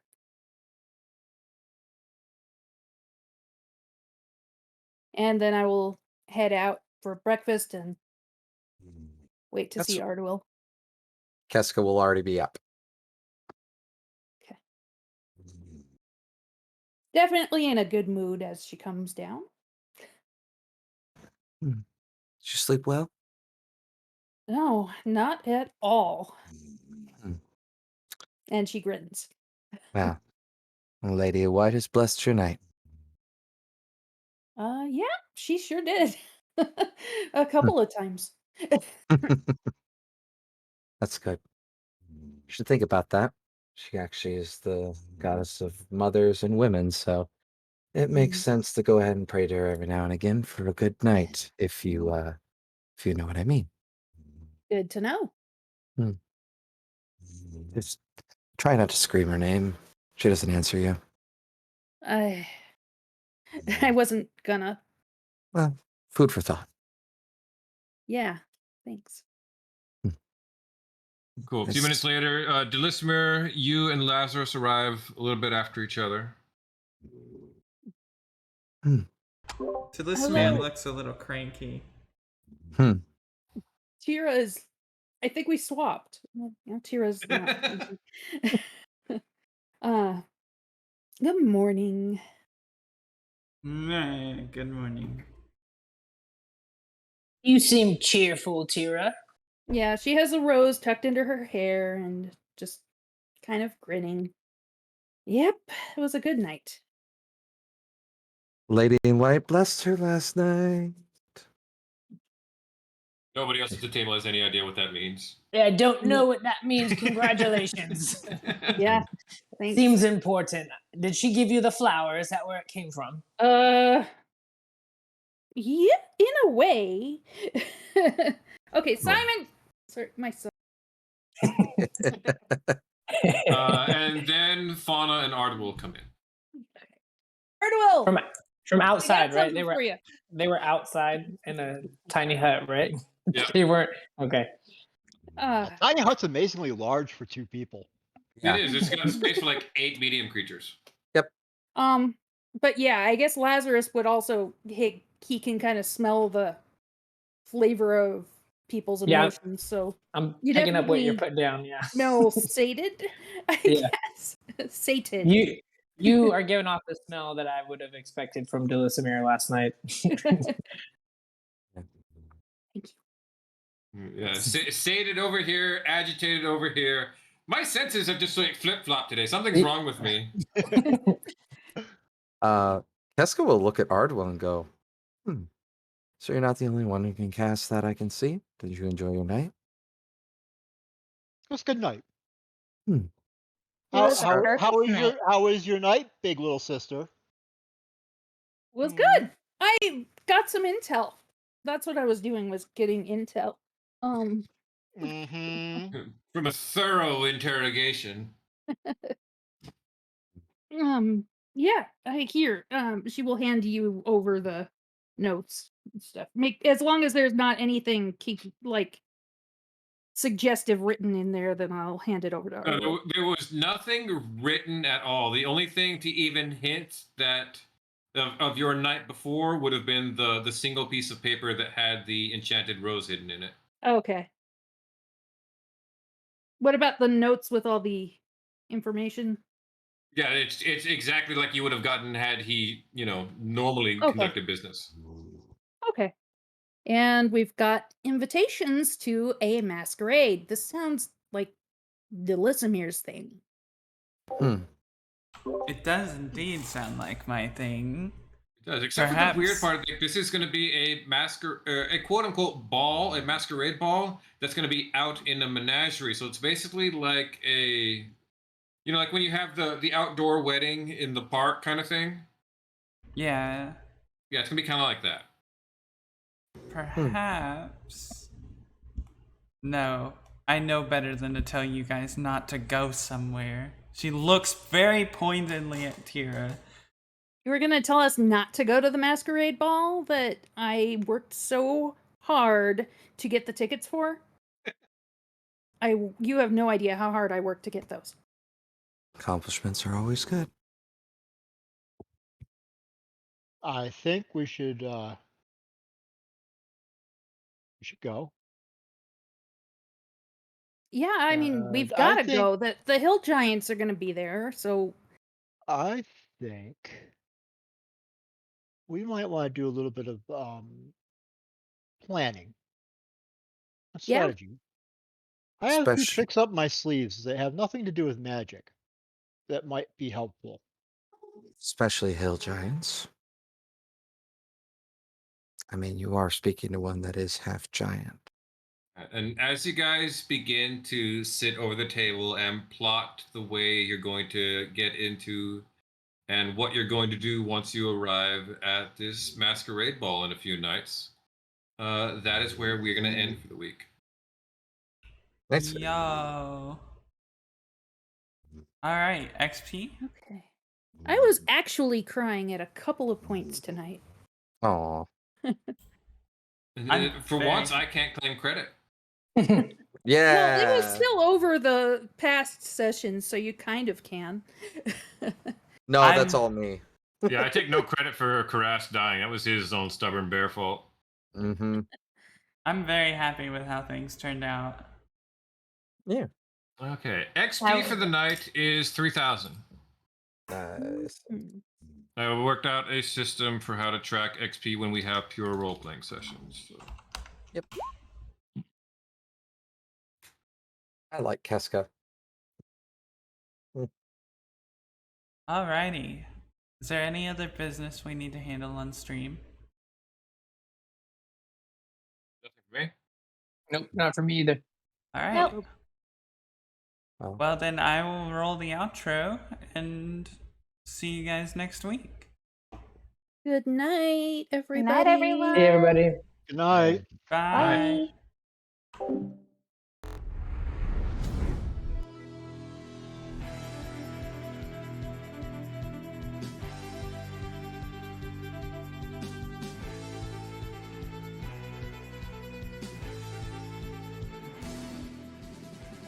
Thank you for watching A Tale of Violent Efficiency, featuring Angie as Tira, the Drow Barbarian, Ashley as Dulisimir, the fledgling succubus bard, Brandon as Ardul, the street urchin wizard, Brian as Keska, the Goliath cleric, Jeff as Lazarus, the vampire fighter, Rosie as Fauna, the elven beast-heart druid, and her owlbear companion, Nyla, and finally, Brad, our game master and storyteller. Tune in every Thursday at 9 p.m. Eastern, and make sure you join the Discord to keep up to date with art, announcements, and shenanigans. Thanks for watching, and we'll see you next week.